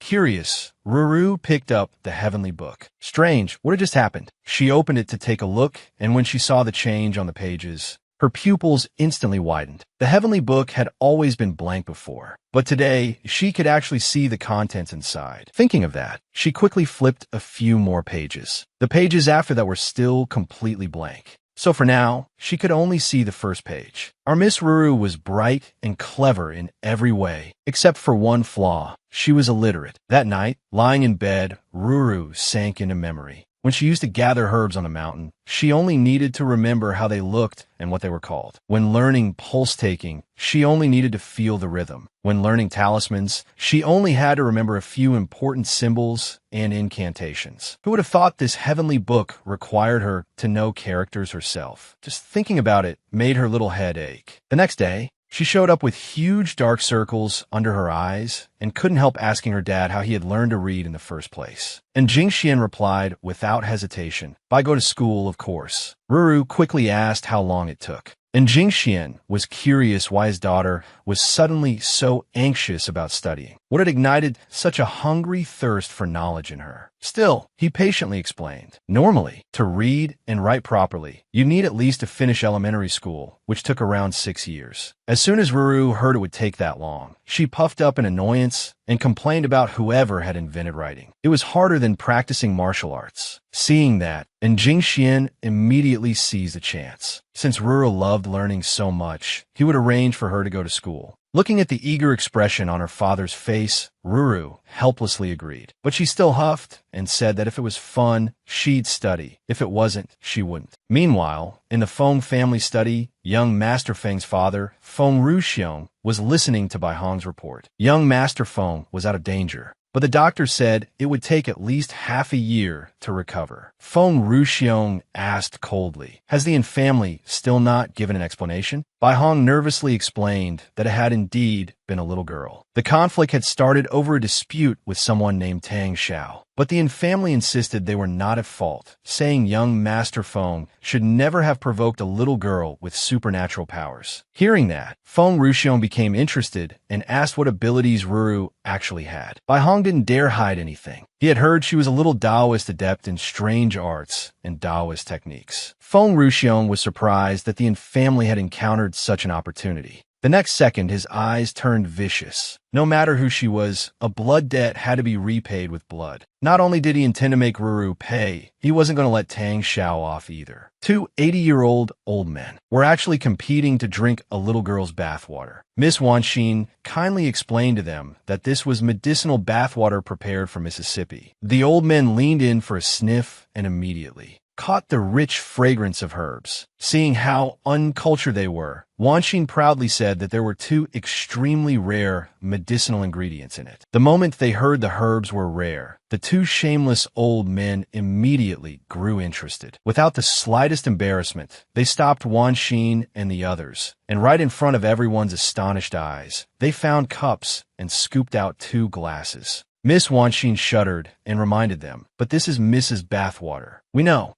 The 2 old men replied, once again refreshing everyone's concept of shamelessness. They even clinked glasses in front of everyone. This left the crowd utterly stunned. The 2 old masters really had unique tastes. They wouldn't even spare bathwater. Unexpectedly, after drinking it, the old men even sighed in admiration. This tonic is stronger than century-old ginseng. It may taste a little bitter, but once it enters the stomach, it feels full and pure. Upon hearing that, one bodyguard could hold it and no longer. He turned and vomited up yesterday's meal. This was Mrs. Bathwater from her bath bucket. How could they actually drink it? The next day, Jingxian personally brought his daughter to kindergarten. The students' eyes were instantly drawn to Ruru. One silly boy even drooled at the sight of her, and Jingxian basked proudly in it all. Then he handed Ruru over to the principal, but his daughter showed no reluctance at all and even waved goodbye to him. Watching Ruru leave with the principal, and Jingxian hid behind them and secretly wiped away tears. Lies, all lies. The internet had clearly said children would cry and cling to their parents on the first day of school. So why wasn't Ruru attached to Daddy at all? Sitting in the classroom, Ruru wasn't interested in the slightest. In fact, she found it rather unbearable. Inside, she angrily complained that Jingxian had made her befriend a group of snot-nosed brats who couldn't even wipe their own noses properly. The teacher also noticed something strange about Ruru. After class, a little boy brought over his toy, wanted to share it with Ruru and play together.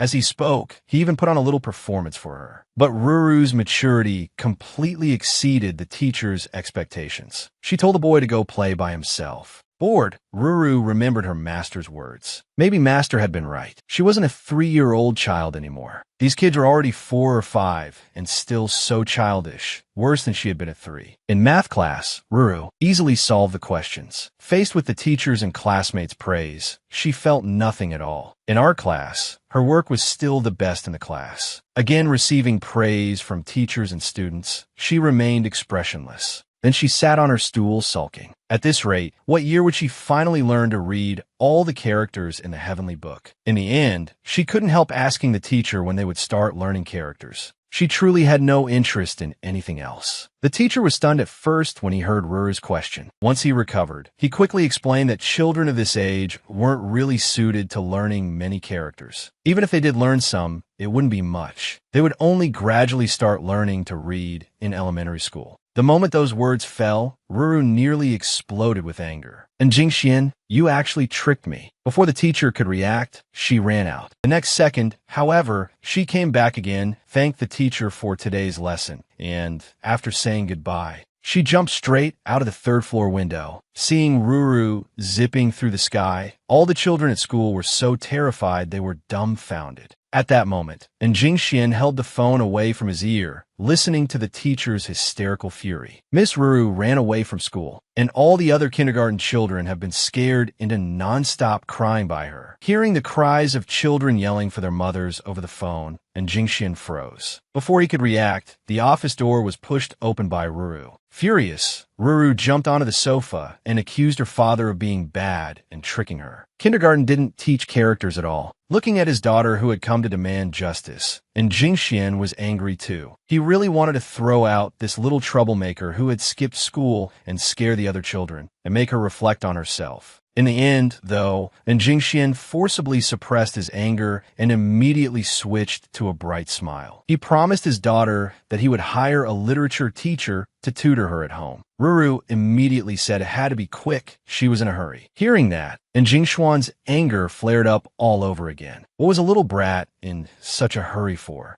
If he didn't treasure her so much that he was afraid she'd melt in his mouth, would he not spank her? In his mind, scenes of disciplining his daughter instantly appeared. But unfortunately, he was also afraid he wasn't even her match and might get directly KO'd by her. Thinking of that, Jingxian wiped the cold sweat from his forehead. Some thoughts were better kept in his heart. Then he attentively asked his daughter what kind of tutor she wanted. Ruru immediately thought of the writing in the heavenly book. It looked like ancient script, different from the square characters on the street signs. She decided she'd write a few characters then. Whoever could recognize them and clearly explain their meaning would be chosen. And Jingxian immediately arranged things according to her request. After that, he planned to have dinner with Ruru, but she was still sulking at him and refused directly. Noticing that her father had become dejected, Ruru jumped down from the sofa and pointed at Jingxian. She told him that if he had time, he should eat with sister Emo more often and not forget that there was still a younger brother at home. And Jingxian was instantly moved by her words and pulled Ruru tightly into his arms.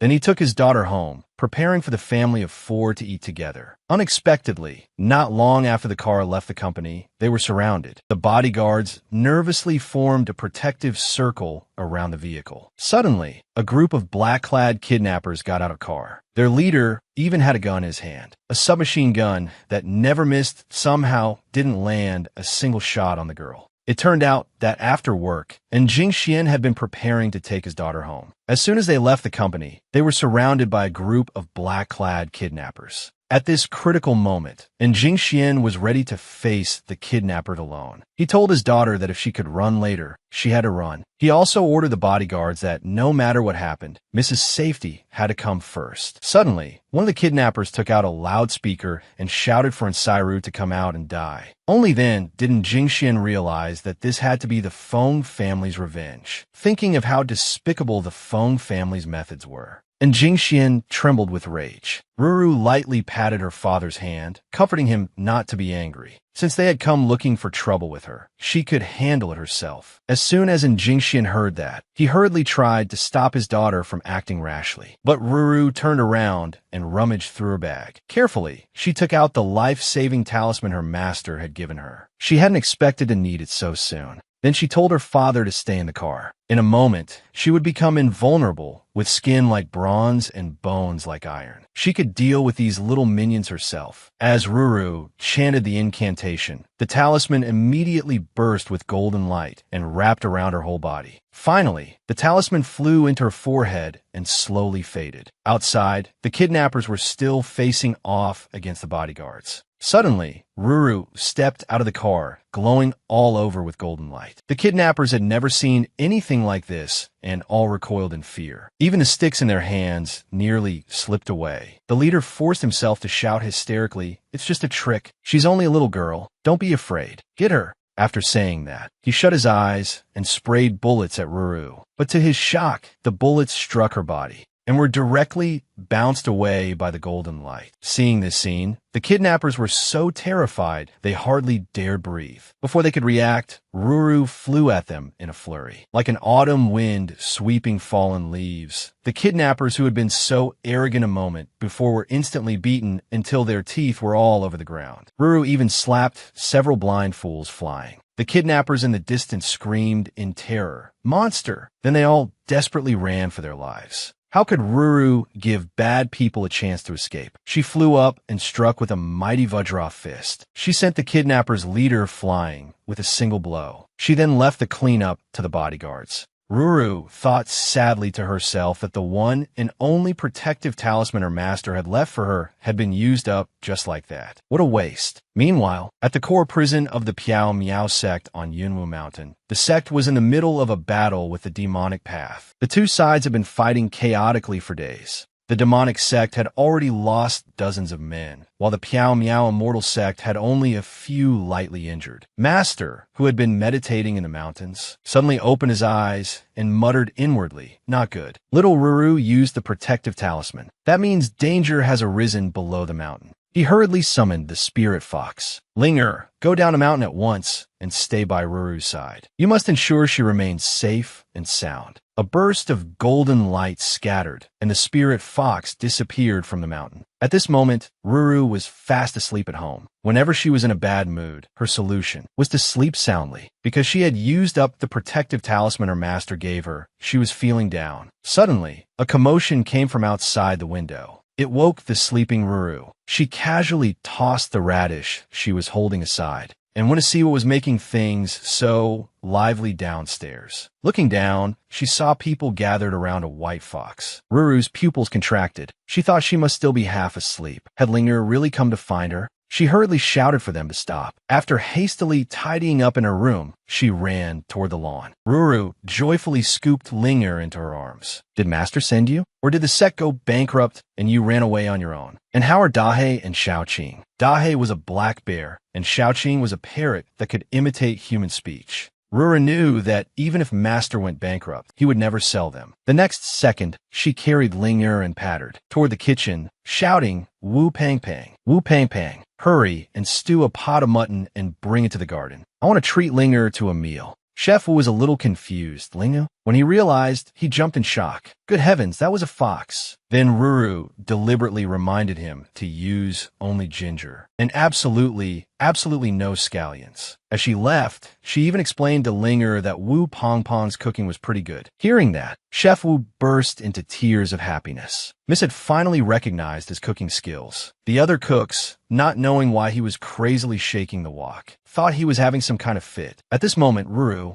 and Linger were having a wonderful time playing in the garden. When they got tired, they lay together on the grass and looked at the sky. When Linger got hungry, Ruru let her eat the mutton sent from the kitchen. Meanwhile, the butler was reporting to Old Master Su. The masked men they had captured had already confessed. It was the Fong family that had sent them to harm Mississippi Old Master and immediately ordered that the masked men be thrown back to the Fong family, with a note left behind warning them to stop. The next second, a cold light flashed in Old Master Su's eyes. If they made any further moves against the family, the Fong family would pay a heavy price. As he spoke, he crushed the cup in his hand. At this moment, in Ruru's room, 3 applicants for the tutoring position were undergoing Ruru's test. She casually copied some characters from the heavenly book onto paper. Whoever could recognize them and explain them best would be hired. The applicants looked at the paper and were full of question marks. Was this Oracle Bone script? It also looked a bit like clerical script. In any case, it was very complicated. As the 3 experts broke into sweats of panic, one nosy old man sneaked a peek, and unexpectedly, he actually recognized the characters. Taoist Master. These are talismanic characters. The 3 experts likely wouldn't recognize them at all, because these weren't Oracle Bone script or clerical script. They were symbolic script used specifically by Taoists. Ruru asked in delight, "You recognize these?" The old man didn't dare act superior and hurriedly bowed. He only knew a few. To recognize these, one needed either profound cultivation or extensive contact with Taoism.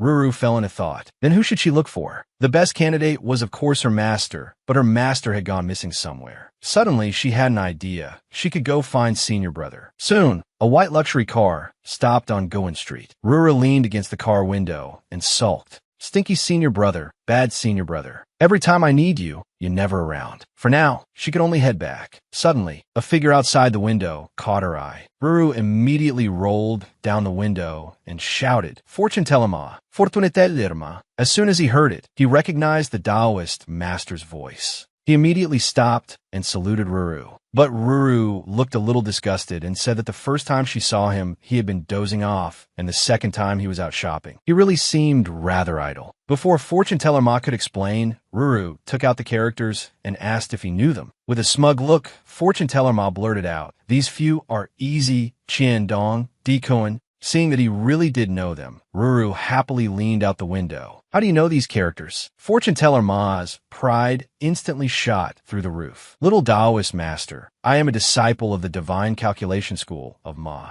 I study astronomy above, geography below, and I also understand feng shui, divination, the 5 elements, and 8 trigrams. I deal with all kinds of obscure texts all the time. Recognizing a few talisman characters is child's play." Ruru had originally wanted him to teach her to read, but when she saw how full of himself he was, she immediately stopped herself. No, this old Taoist cultivation was too low. He definitely couldn't be her teacher. At most, he could serve as an attendant or study companion. When Fortune Teller Ma learned that the Taoist master wanted him as a study companion, he was moved to tears. "To serve Taoist master is my highest honor." A little later, back at the in-residence, Ruru told Fortune Teller Ma to sit for a while she went inside to fetch something. As soon as Ruru left, 2 nosy old men immediately stared at Fortune Teller Ma like tigers eyeing prey, scaring him half to death. At this time, Ruru was lying on the bed, copying characters from the heavenly book. But she was afraid the heavenly book's secret would be exposed, so she only copied a few single characters instead of full sentences. There were only a little over 60 characters on the first page, 10 characters a day, and she could recognize them all in 6 days.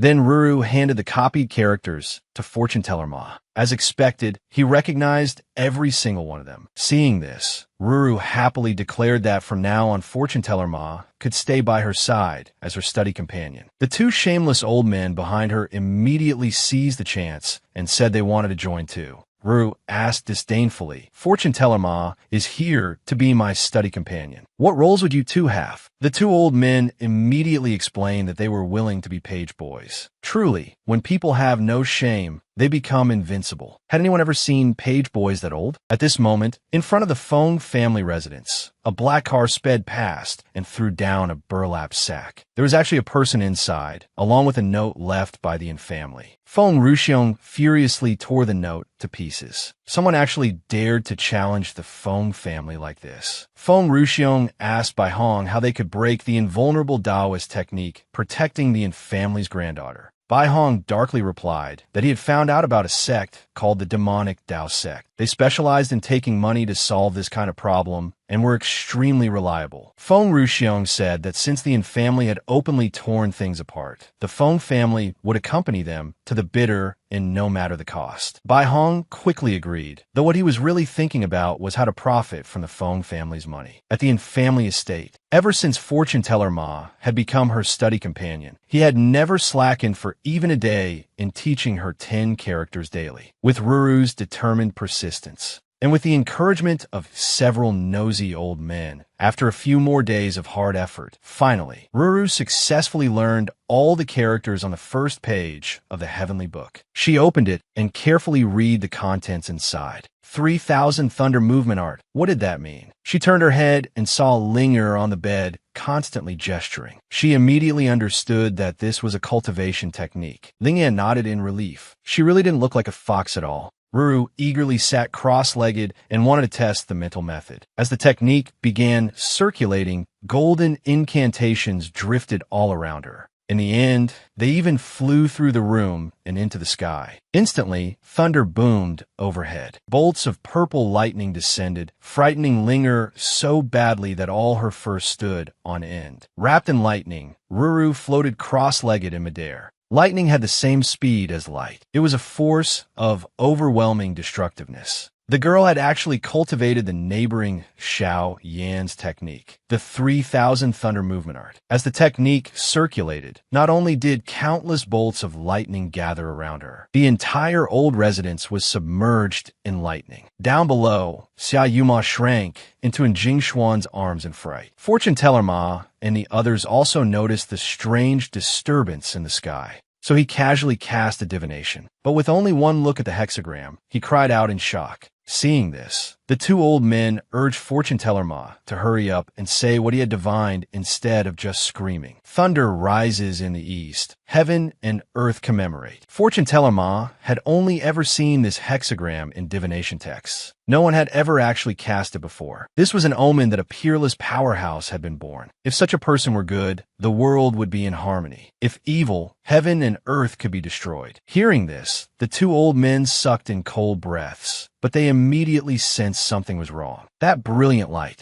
looked like it had erupted from the family residence itself. Then one of them called the company secretary to ask. Sure enough, no one outside had seen anything. The old man hung up and looked at the lightning outside, saying thoughtfully, "Do you think this powerhouse could be?" At this moment, at the Piao Miao immortal sect on Yunwu Mountain, Master was meditating. Suddenly, as if he'd gone crazy, he burst into loud laughter. This time I bet right. Ruru, you've given your master far too big a surprise. At once, he stood up and loudly announced, "Disciples, the day of our sect's rise is right before us. Do not make any more needless sacrifices. Preserve your strength. If the ancient grand formation protecting the sect is broken by force, then disperse in all directions and lie low until the inheritor of the heavenly book astonishes the world." Hearing this, the disciples were instantly overjoyed. The inheritor of the heavenly book had not appeared for 300 years. All the senior and junior brothers had looked at the heavenly book before, but none of them could see its contents. Everyone guessed it was Lung Yeji, but no one would ever have imagined that the one who understood the heavenly book would be that naughty little junior sister who climbed onto roofs and tore up tiles. At this moment, Ruru had already completely mastered the technique. She couldn't wait to test it. A streak of purple lightning darted back and forth through the room. Linger couldn't catch sight of Ruru's figure at all. It left her dizzy and dazzled. In the end, she let out an awoo and fainted to the floor. Seeing this, Ruru quickly picked Linger up happily and laughed, saying it was just too fun. If she had known this technique up on the mountain, she could have plucked all of Master's beard out at night. Just then, her stomach suddenly protested and began growling. Just as she was about to take Linger downstairs to find something to eat, she ran right into Fortune Teller Ma and the others. Fortune Teller Ma cautiously asked whether Ruru had seen the strange phenomenon just now. Ruru wasn't stupid enough to tell him the truth. She simply said she'd been sleeping and knew nothing. The old men could tell that the Taoist master must have encountered some opportunity, but it was inconvenient for her to reveal it. Better not pry too much. What mattered now was serving the Taoist master well. Maybe she might pass down some lower-level techniques to them. 4 days later, on the first day of the lunar month, Ruru came to sit at the Taoist hall, as usual. After she cured the 2 clashing elders last time, the title of Little Immortal had completely spread. Ruru stared at the old man opposite her for a long time, then finally shook her head and said she couldn't treat him and that he should hurry to the hospital. Seeing her expression, the old man felt uneasy and left leaning on his cane. At this moment, Ruru was feeling terribly guilty. It was all Master's fault. Before she'd finished learning medicine, he'd already called her down the mountain. The next old man who came for treatment, however, aroused her interest. Ruru asked him to describe his symptoms. It turned out that a year ago, the old man had suddenly fainted. After that, he would get dizzy every few days. Strangely, the city hospital found all his test indicators normal. Yet his body kept getting weaker and weaker. Until 3 months ago, he couldn't even walk anymore. After hearing the situation, Ruru imitated her master and stroked her imaginary beard while taking his pulse. After checking his pulse and observing him for a while, she said, "There must be something extremely cold in your home." But she couldn't remove this cold energy for the time being. Only Master or Senior Brother had a way. Even the doctors were probably helpless. The old man was instantly filled with despair. The doctors couldn't cure him, and even the Little Immortal couldn't. What was he supposed to do? The next second, Ruru gave him hope again. Although she couldn't completely drive out the cold energy, she could guarantee that his condition would not worsen. The old man happily agreed at once. He watched Ruru's miraculous methods from the side. With only a single talisman paper, she could make a child who had been blank and unresponsive instantly regain spirit and become lively again. An hour later, Miss Wanxin brought over the consultation fees spontaneously left by the worshippers. There was a full 200,000 in cash. A 3-year-old little girl had made 200,000 in just 1 hour. Yet she didn't keep all the money for herself. Instead, she generously gave half to Fortune Teller Ma. Ruru, immersed in the joy of making money, was just about to leave when the old man waiting behind her for treatment stopped her. Looking at the old man's awkward expression, yes, Miss Ruru had forgotten all about him. The scene changed. Ruru searched all through the old man's hall. Suddenly, an ornament on display caught her eye. Yes, that was it. It contained extreme cold energy. Since he was not a cultivator, the cold energy had invaded his body. But if it were obtained by a cultivator of the ice attribute, then this crystal will be a priceless treasure. Suddenly, Linger excitedly rubbed against Ruru's leg. She stared fixedly at the crystal, with drool practically dripping from the corner of her mouth. Clearly, she had taken a liking to it. Ruru uncertainly pointed to the crystal and asked, "You want this, right?" The moment she finished speaking, Linger nodded in a very human-like manner. The old man could also tell that the fox by Ruru's side was no ordinary creature. He immediately said that if the Little Immortal needed it, she could simply take it. Ruru happily thanked the old man for the gift. Then the old man asked with a bitter smile, since his legs had been disabled for years, where exactly could he find Ruru's senior brother and master? Hearing that, Ruru shook her head sadly. Actually, she wanted to find them too, but master had gone wandering the world, and senior brother was always nowhere to be found. Suddenly, she had an idea. There was still some herb at home that could gradually dispel the cold energy as well. The next second, however, she grew a little worried. The 9-tailed dragon curry grass was unique to the sect. If she took it out, would that reveal the sect's secret? Seeing Ruru's troubled expression, the old man thought the medicinal herb must be too precious and that the Little Immortal was reluctant to part with it. He immediately said that he would accept any price. Ruru quickly explained that the herb was extremely rare and couldn't be bought with any amount of money. But she had thought of a way to satisfy both sides. The old man could simply go to the in-residence every day and drink a bowl of medicine. However, she couldn't guarantee how long it would take to fully remove the cold energy. Hearing that, the old man happily agreed. After being paralyzed for so many years, he had finally seen hope. Ruru turned and asked Miss Wanxin to leave Elder Mu the address. Then she left by car. Elder Mu's granddaughter looked at the car, driving away, and asked in confusion why they had to go to such trouble just to drink a bowl of medicine. Why couldn't they just prepare the formula themselves? Elder Mu smiled and said she didn't understand. Just now, when the little immortal had fallen into thought, it must have been because she didn't want to reveal the prescription or a certain ingredient. The more she concealed it, the more that proved how precious it was. He had a feeling that before long, he would be able to stand again. The next afternoon, Elder Mu's granddaughter pushed him to the in-residence. At this moment, Ruru was seriously practicing writing, but she still introduced the people around her. Fortune teller Ma was her study companion. They had met yesterday. As for Old Zhao and Old Zhou, they were page boys studying talismans together with her. Looking at the three old men attentively serving Ru, Elder Mu's granddaughter was stunned. Elder Mu's granddaughter was a little embarrassed. At his age, he was still serving as a page boy, really shameless. Elder Mu, meanwhile, was even more delighted by Ruru's abilities. Before long, Wanxin came in carrying the medicine. Elder Mu had only just caught its fragrance when his face lit up with unconcealed joy. The two shameless old men who had even stolen bathwater before immediately crowded around, hoping to get lucky and drink a sip too. Seeing that, Ruru immediately refused in disgust. What are you drinking it for when you're not sick? Besides, these medicinal herbs are extremely precious. I barely have enough for myself. Seeing how greedily they stared, Elder Mu picked up the bowl and downed it in one gulp. The moment he drank it, his whole body grew hot, and he instantly felt how powerful the medicine was.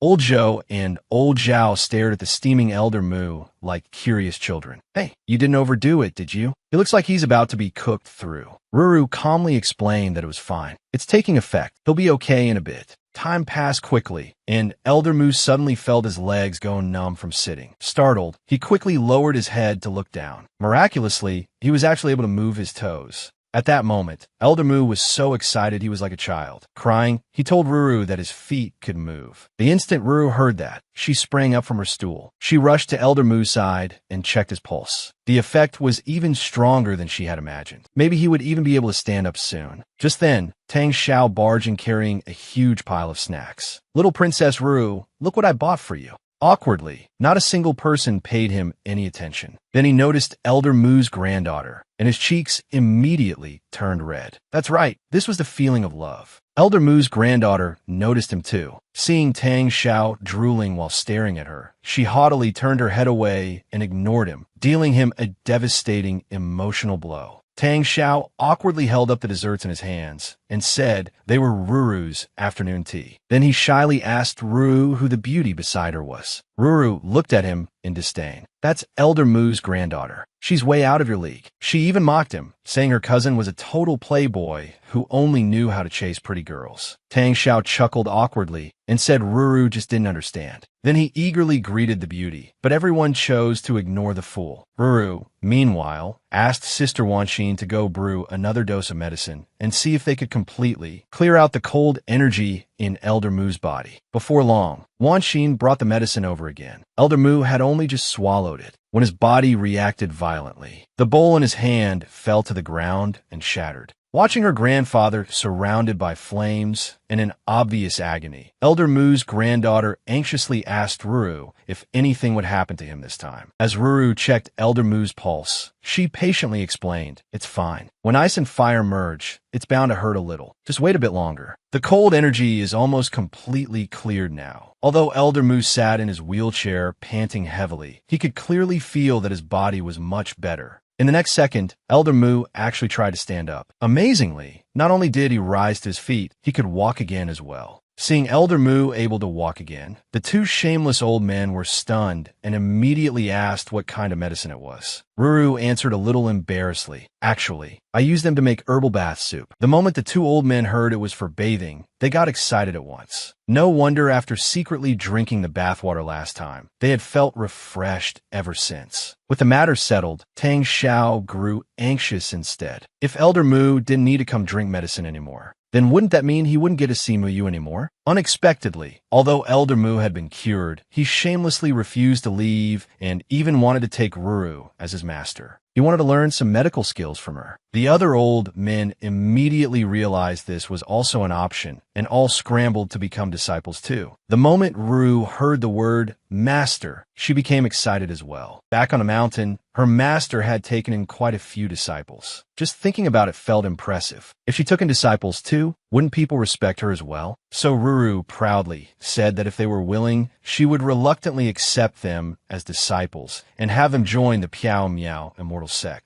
Unlike the delighted Elder Mu, Old Zhou and Old Zhao were utterly shocked. This wasn't just apprenticing under her to study medicine. They were joining the Piao Miao immortal sect. Then Ruru pinched her fingers and calculated. Tomorrow happens to be an auspicious day. If you want to become my disciples, then tomorrow it is. Ma Banxian, however, thought that the Piao Miao immortal sect held an exalted status, and that proper ritual procedure was essential for taking disciples. He suggested setting up an altar and performing the ceremony according to the old traditions of the valley. At the side, Elder Mu quietly asked, "This little immortal sect, what kind of sect is it exactly?" Seeing that, Ma Banxian didn't hide anything and immediately began explaining to him. The Taoist world was divided into two major schools, Zhengyi and Xuanzhen. Zhengyi specialized in talismans and ritual methods, while Xuanzhen excelled in refining tools and alchemy. The Piao Miao immortal sect stood apart from both major schools. It specialized in mystical arts and medicine, and was the #1 sect in the occult world, with countless strange techniques and formations. Hearing this, Elder Mu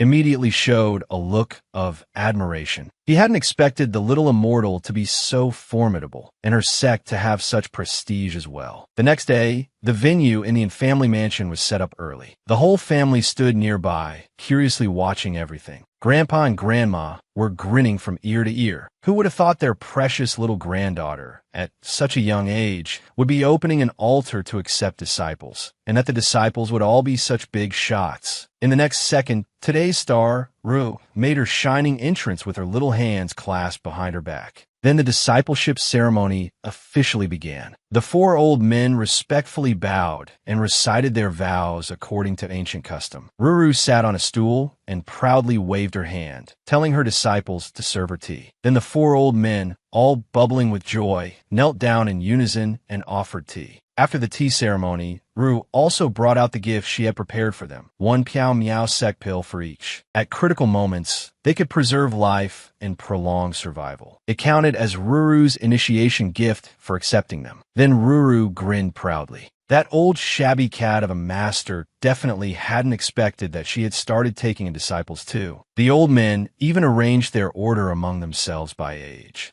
Then Ma Banxian respectfully presented a 300-year-old peachwood sword as his discipleship gift. The moment she heard it was a sword, Ruru delightedly took it from old Ma's hands. She happily waved it around on the ground. This was wonderful. Now her dream of becoming a heroic swordswoman could finally come true. Then it was Old Zhou and Old Zhao's turn. They had previously only been outer disciples of the Taoist world and didn't have any real treasures on them. So each of them could only prepare a bank card loaded with 100 million. Tang Xiao was so shocked his jaw practically dropped. Behind them, Elder Mu let out a breath of relief. Luckily, he had prepared thoroughly. Otherwise, his gift would have looked embarrassing here. He had specially prepared a large amount of precious heavenly treasures and rare medicinal herbs for his master, worth a full 300 million. Hearing that, Ruru walked over to the mountain-like pile of herbs and casually opened one of the boxes. She excitedly looked at the ginseng inside. It was indeed far better than what the family pharmacy had. Then she opened another box, and it was full of surprises again. There was even cicada slew.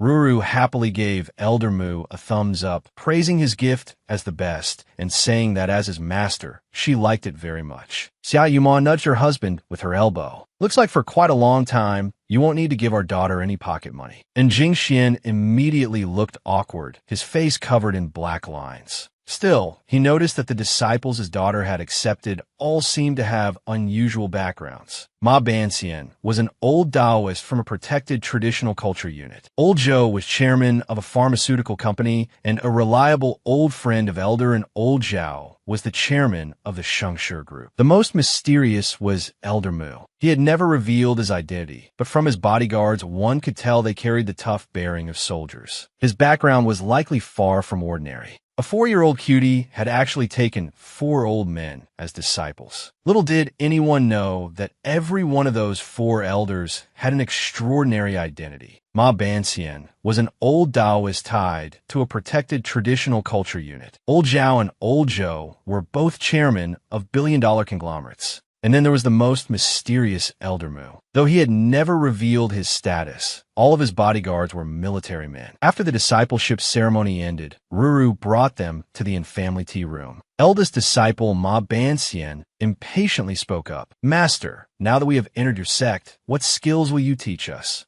Ruru had already planned it out. We'll start with observing complexion and taking pulses, then learn the essentials. I'll teach you all the medical skills my master taught me. The old men instantly began showering her with flattery, exclaiming how amazing their master was. Seeing the anticipation in their eyes, Ruru told them that she could first pass on 1 or 2 talisman arts of the sect. As for the rest, it would depend on whether they could cultivate spiritual mind power. Only people with mind power could use Taoist arts. In truth, Taoist arts were quite mysterious. It wasn't enough just to grasp the knowledge. You also had to cultivate mind power. Because Ruru had an innate Tao body, she learned everything at once. But many people might never cultivate mind power in their whole lives. They could only become theorists and never actually use Taoist arts. While Ruru was teaching her disciples, Taoist wing of the demonic sect suddenly appeared beside Bai Hong. The shock made Bai Hong's hand tremble, and he flung the teapot away. After spinning several times in the air, the teapot was steadily caught by Taoist wooing. He calmly poured himself a cup. Recovering his senses, Bai Hong immediately started applauding. Taoist, what incredible skill. Clearly, Taoist Wing had no interest in flattery and bluntly asked who exactly he was being hired to deal with. Bai Hong didn't waste words either, but when he thought of Ru, he still felt lingering fear. That child from Yin family can use spells. Golden light covers her body and makes her impervious to blades and bullets. Taoist, what strategy do you have to deal with her? To his surprise, Taoist Wu Ying snorted coldly and set down his teacup. Then he explained, that only shows how ignorant you are. A glowing body protection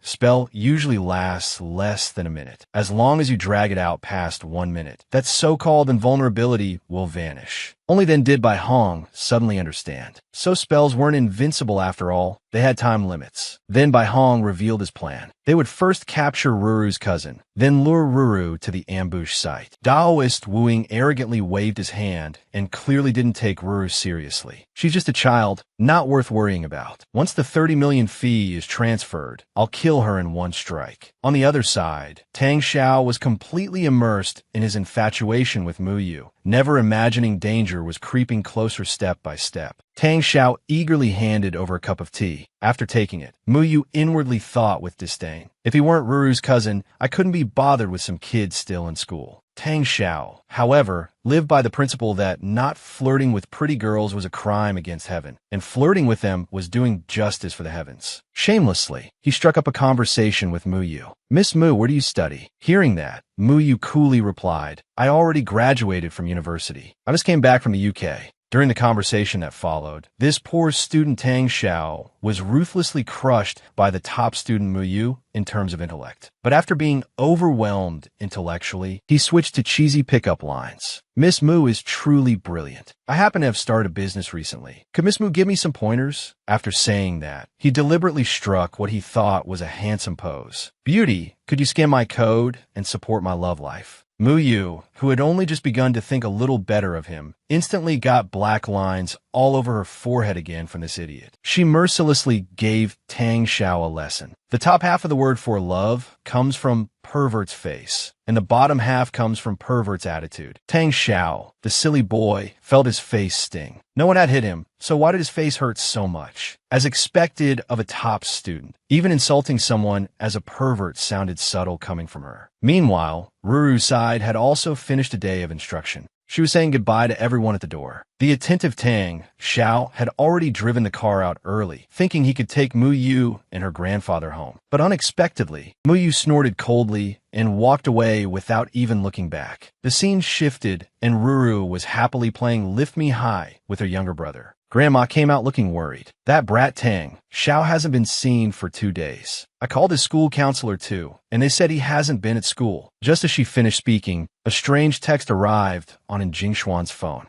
It was a message saying Tang Xiao had been kidnapped, threatening that if they didn't want anything to happen to him, they should bring Ruru to a warehouse on the outskirts of the city. But after reading the message, Jingxian did not tell Ruru. Instead, he left alone with a dark expression, phone in hand. His instincts told him it was a trap, and one aimed specifically at Ruru. He wasn't going to let the rest of the family know, much less let his precious Ruru know. Although Tang Xiao was still in their hands, and he couldn't act rashly, he also would not trade his daughter for him. As the person in charge of the family in Zhonghai, he had to resolve this matter personally. Thinking that, he made a phone call. As soon as the line connected, he directly offered 30 million, asking a security company to send a tactical squad to rescue Tang Xiao. The scene shifted again. In a villa on the city outskirts, standing before Jingxian was the tactical squad assigned to the mission. Every member of the Gale squad was battle-hardened, and several even had experience as foreign mercenaries. But Jingxian still warned them, this kidnapping is very likely a trap set by the other side. You must proceed carefully. At that moment, the Gale squad captain, Quanglong, spoke up. He said that since the enemy's goal was revenge, their methods would definitely be vicious. Their target is Miss Ruru. If she doesn't appear, we'll have more room to maneuver. Then he explained the plan to Jingxian. Mr. You and your bodyguards go make contact and bargain with them. I'll lead my men and snipe from the perimeter. 8 sniper rifles are enough to control the whole situation. Once the enemy's main force is wiped out, Mr. can move in with the bodyguards and rescue the hostage. After hearing this, Jingxian felt the plan was feasible, and the group immediately began moving. At that moment, in the family living room, Ruru was happily laughing at a cartoon on TV. Xiaoyuma, however, paced anxiously in front of the screen. She kept making calls, but she simply could not reach Jingxian.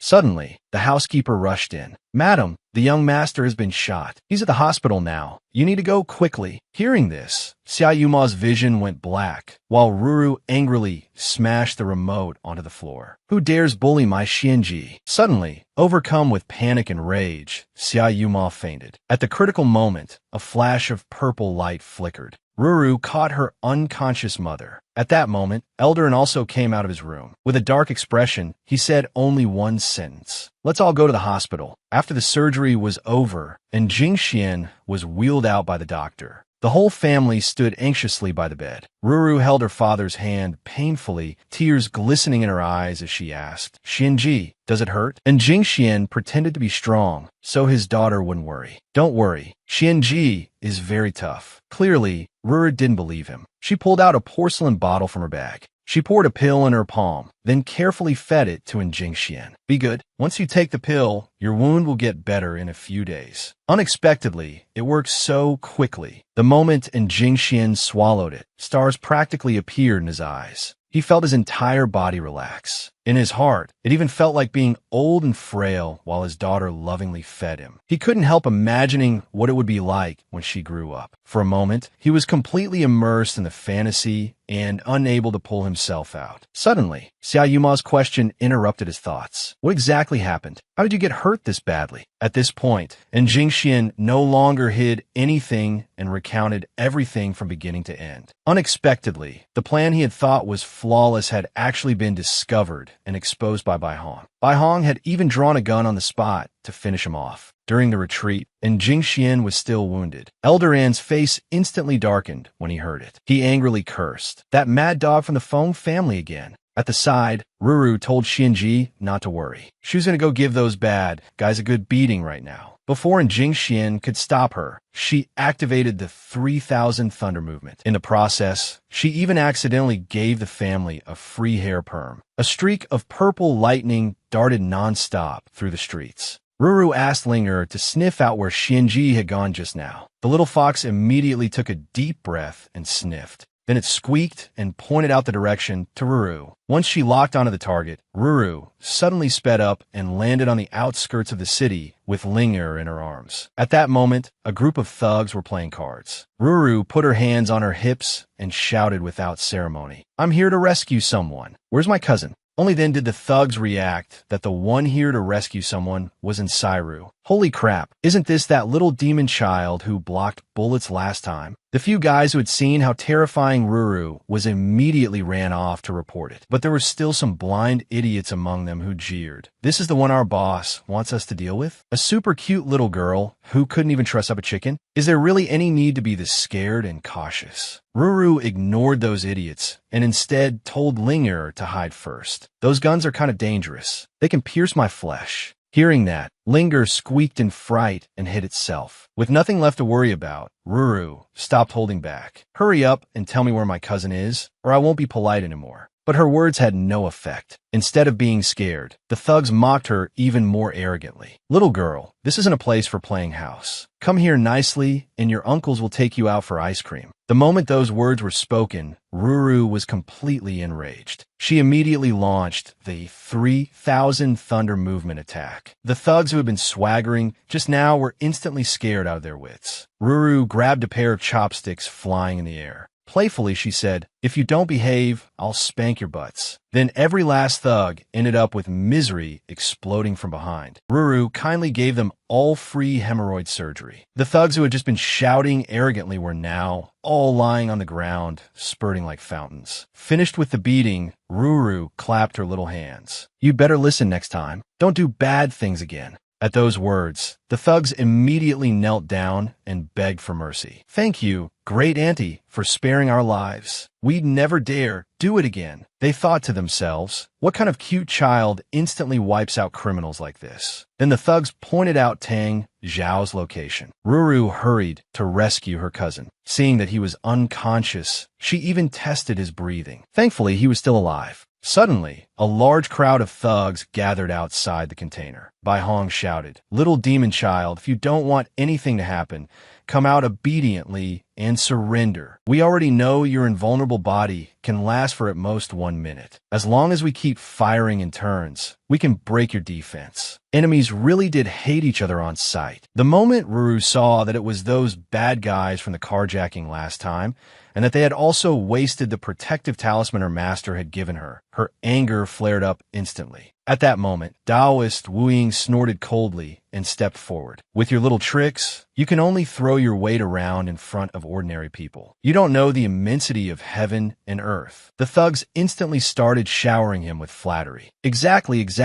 You only bully honest people because you've learned a little occult nonsense. Just watch how Taoist Wu Ying teaches you a lesson." Hearing that, Ruru was speechless. Honest people? Clearly enjoying the flattery, Wu Ying moved to take Ruru down directly, showing no martial honor at all by sneak attacking a child. Fortunately, Ruru instantly activated the 3000 Thunder movement. In the next second, she teleported behind Wu Ying and sent the arrogant man flying with one palm strike. With a loud bang, he slammed hard into a shipping container. Seeing this, the thugs completely panicked. The Taoist Wu Ying they had just been praising had actually been defeated in a single move. Ruru sinisterly rubbed her fists together. Who should I deal with next? Terrified, the thugs scattered in panic. Ruru's shadowless kick. Ruru's Hound of Heaven. Before long, Ruru had beaten all the thugs into submission. Tang Xiao, who had woken up, cried tears of joy. "Cousin, this is amazing. You avenged me." At that moment, Ruru was holding a weapon and lecturing the thugs. "You even fired guns and traumatized me. Don't you know those things are dangerous?" The thugs begged desperately for mercy. "Great any, at your speed, guns can't even hit you." Hearing her cousin's voice, Ruru finally stopped what she was doing. She jumped down from the thugs, ran over to Tang Xiao, and held out her little hand. "Let's go. Are you staying here for dinner or something?"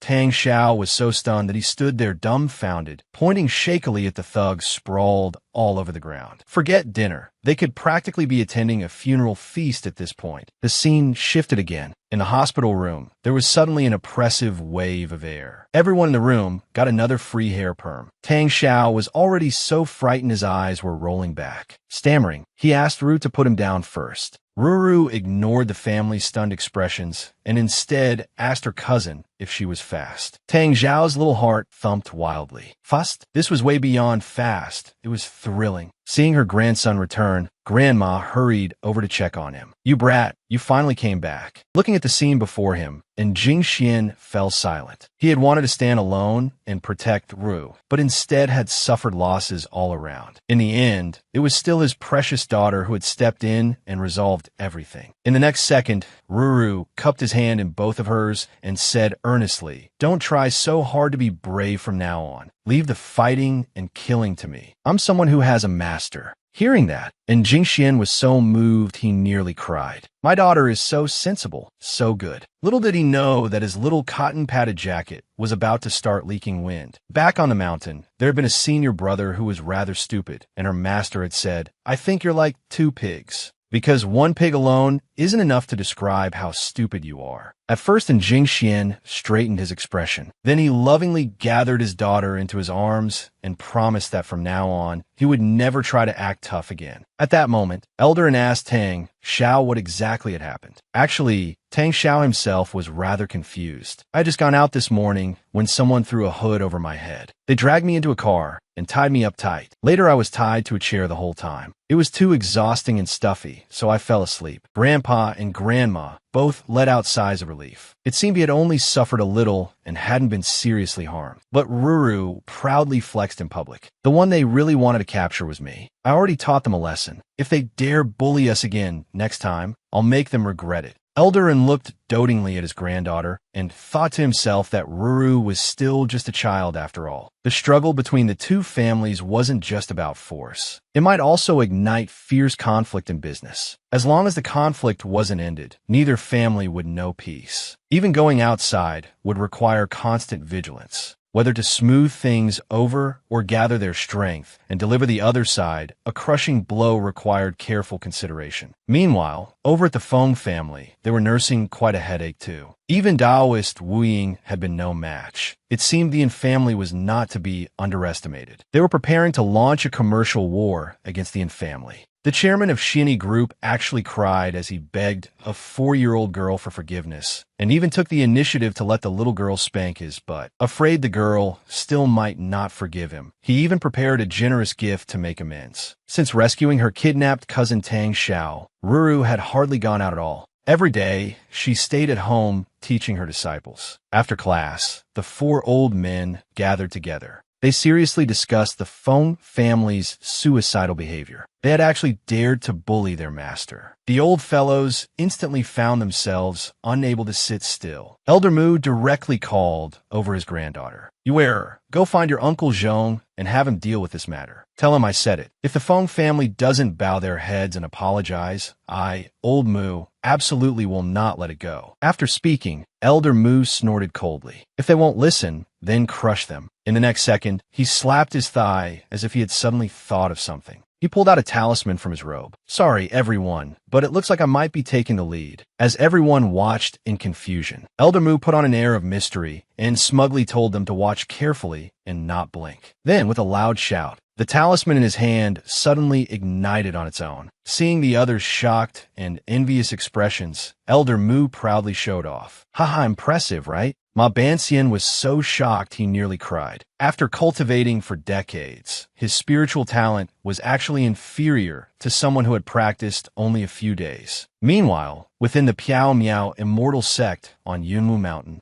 Ruru's master looked deeply grieved. Today, 3 more disciples have fallen. So far, 6 have died. He told his disciples that the situation was urgent and that he had to prepare for the worst. Then he solemnly called for the disciple Xinkong, instructing him to take Yuta down the mountain and deliver it to Ru. "Your junior sister has an innate Tao constitution. It will be of great use to her." After finishing all his instructions, the master and the disciples present prepared for the worst. If the formation was broken by the demonic sect, everyone would split up and break out in all directions, then regroup in Zhonghai at Lung Yeji's place. At worst, we abandon this sect's land. We'll go down the mountain and wage guerrilla warfare against the demonic sect, a prolonged battle until the entire demonic sect is eradicated. From this moment on, there must be no more meaningless sacrifices. Not one more disciple can fall. At this time, spies from the demonic sect hidden in the forest had already discovered Xiankong heading down the mountain. Careless Xiankong noticed nothing at all and was instead immersed in the joy of going down the mountain.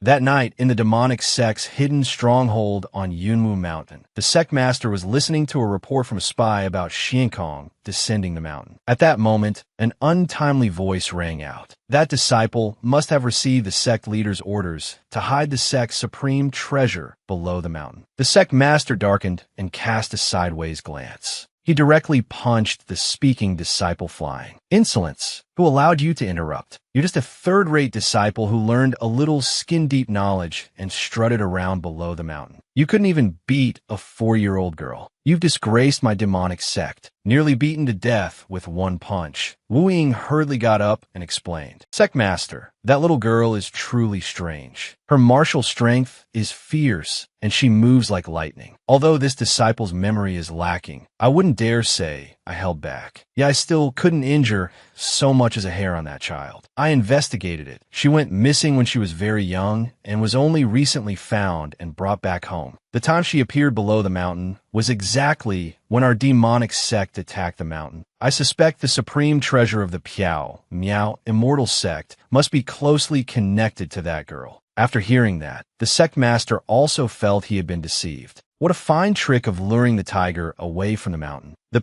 Miao immortal sect is indeed cunning. The scene shifted to the hospital below the mountain. Ruru personally made mutton porridge for Jingxian and had even deliberately added extra 5-flavor stone liquid. Looking at how thoughtful his daughter was, Jingxian instantly felt sweetness flood his heart. Though he had been hurt by accident, being able to receive his precious daughter's careful care made it all more than worth it. After blowing the porridge cool, Ruru held the spoon out, open wide. And Jingxian opened his mouth with a blissful expression. Unexpectedly, the moment the porridge entered his mouth, the fragrance instantly filled his taste buds. It was pure bliss. For a moment, he sank into it and couldn't pull himself free. Seeing that Jingxuan's soul seemed to have flown away, Ruru softly called, Xianji. But not only did Jingxian fail to snap out of it, he actually started singing. You're the wind, I'm the sand, you're Hami, I'm the melon. Unable to stand it anymore, Ruru bellowed at him in her little voice. Enough with the wind and sand nonsense. Finish drinking already. I still want to go out and play with Ling.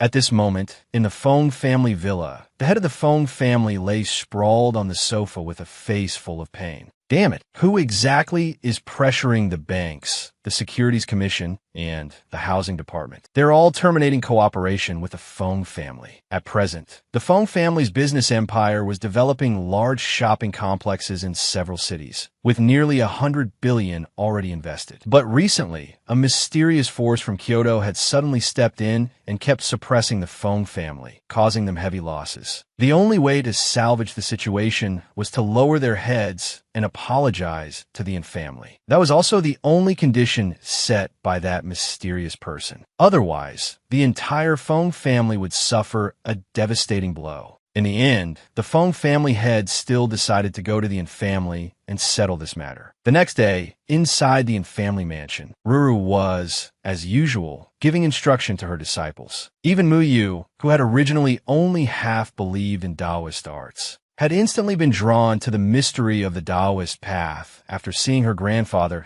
make a talisman ignite out of thin air. So naturally, she became a prospective disciple too. Suddenly, the housekeeper walked in and told Ru, Miss, Feng Ruxiong has brought a group of people to apologize. The moment the old men heard this, they became excited and rolled up their sleeves, all wanting to spar a bit with Feng Ruxiong. In the next second, Feng Ruxiong entered the family hall with his entourage. The whole group was instantly charmed silly by Ruru, especially Ruru's adorable, milk-sweet appearance. Even Feng Ruxiong, who had seen all kinds of storms in life, was a little stunned. He had never seen such an untainted little girl. She was practically like a fairy from heaven. After a brief moment of shock, Feng Ruxiong hurriedly remembered why he was here. He bowed deeply to Ruru and explained his purpose. He had specially come to apologize and hoped to ease the grudge between the two families. Unexpectedly, Ruru always said the most shocking things. "So you came here to get your butt spanked?" The instant those words came out, Feng Ruxiong and everyone else were left utterly dumbfounded. Feng Ruxiong thought it was just childish nonsense, so he deliberately stuck out his backside and gave it a little wiggle. "If Miss Ruru thinks a spanking will earn the Feng family forgiveness, then by all means, go ahead." What surprised him was that Ruru actually meant it. The moment he thought of really getting spanked by a child, he hurriedly turned around and tried to back out, laughing awkwardly toward elder and brother, and "I didn't expect Miss Ruru to be so humorous." But Ruru only puffed up in anger and refused to pay attention to him. Eldarin also couldn't figure out what Feng Ruxiong was really plotting. Feng Ruxiong waved his hand. "Some time ago, our two families had a few small conflicts, and things became quite unpleasant. I caused brother some trouble.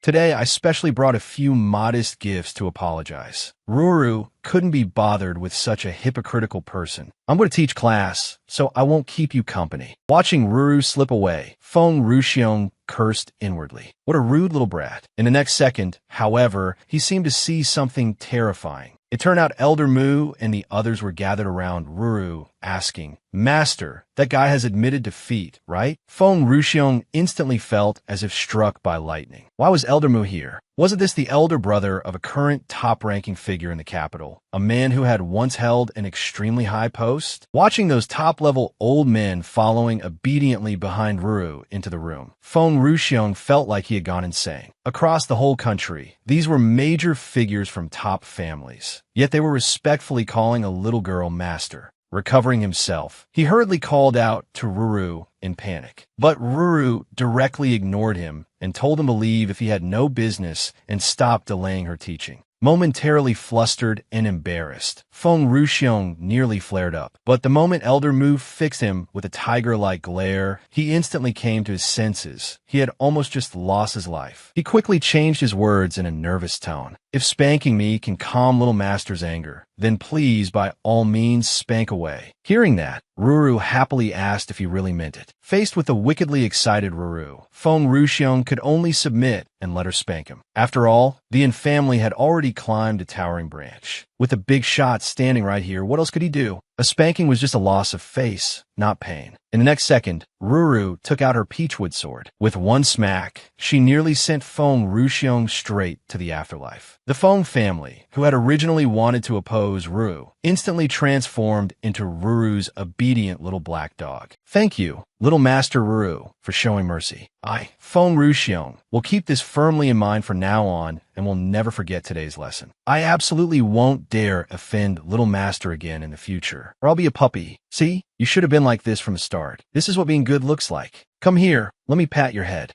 Inwardly, Feng Ruxiong thought, "I've been in business for so many years and fattened up so many people. I've seen every kind of person. When talking to a child, you still have to think like, as long as the old men nearby see my sincerity, the people in Kyoto will spare the Feng family." Ma Banxian was still hugging his peachwood sword. "Master, you can't use it like that next time, Little Master Ruru, to show my apology, I'm willing to offer compensation. If there's anything you need, just say." Ruru looked at Feng Ruxiong with obvious disdain. "No need. I don't lack anything. And what I do lack, you can't give me." Oh no, his standard move actually didn't work on a child. That wouldn't do. If they didn't even accept compensation, how could the Feng family's sincerity be shown? "Brotherin, what do you think would be appropriate?" To smooth things over, Grandpa had no choice but to play peacemaker. "Ruru, since President Feng is being so sincere, if there's anything you need, just mention it casually and put his heart at ease." Ruru thought for a moment. "Clothes? I only wear Taoist robes. Food? I've got 5 flavor stones to eat. Where I live now is already very nice. Cars? Our family has those too, and it's a big mansion. All right, disciples, is there anything you want?" Ruru didn't. As expected, the eldest disciple was clever. Why hadn't she thought of that before?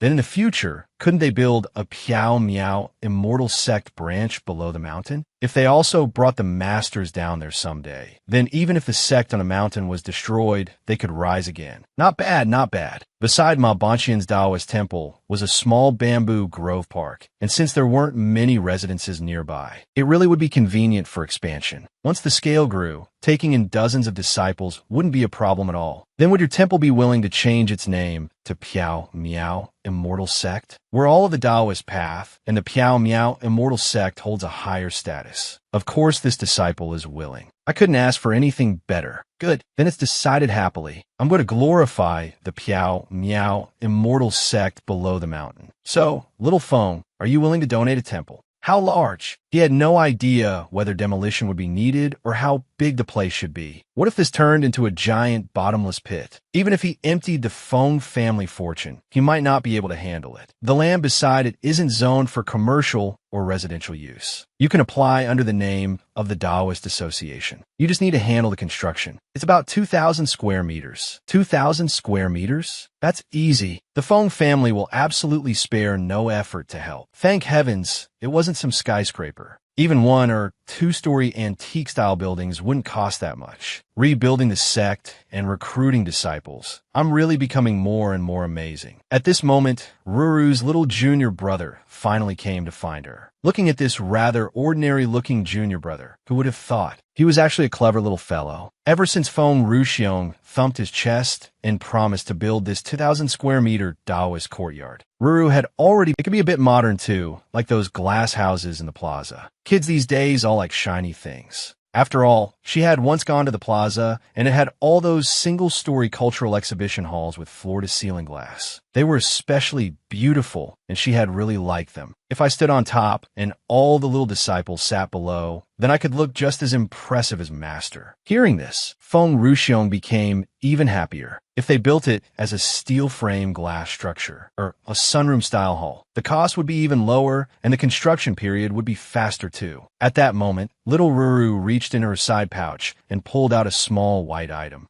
Pour out 1 pill about the size of a soybean. Just give this pill to your son. In a few days, he'll be lively and strong again. Why did you have to bring so many people and make such a big scene? The Jianghu isn't just about fighting and killing. It's about human relations. If you'd come to apologize earlier like this, wouldn't everything have been settled already? And besides, did you really think the people you brought could beat me? Even though there was a Taoist among them, it made no difference. I still crippled him. After hearing all this, Feng Ruxiong was completely dumbfounded. At first, he was wondering whether this pill really was that miraculous. And as for what she said after that, was she really only 4 years old? She understood more than many adults. At that moment, Grandpa hurried over to smooth things over. Just take it. My grandson was also sent flying 5 or 6 meters by Ruru back then. He vomited blood all over the ground. His eyes even rolled back. We all thought he was done for. But after taking 1 pill, he was full of life again in just 2 or 3 days. Feng Ruxiong truly regretted it now. Why hadn't he investigated the cause of the matter clearly in the beginning? Then none of this mess would have happened,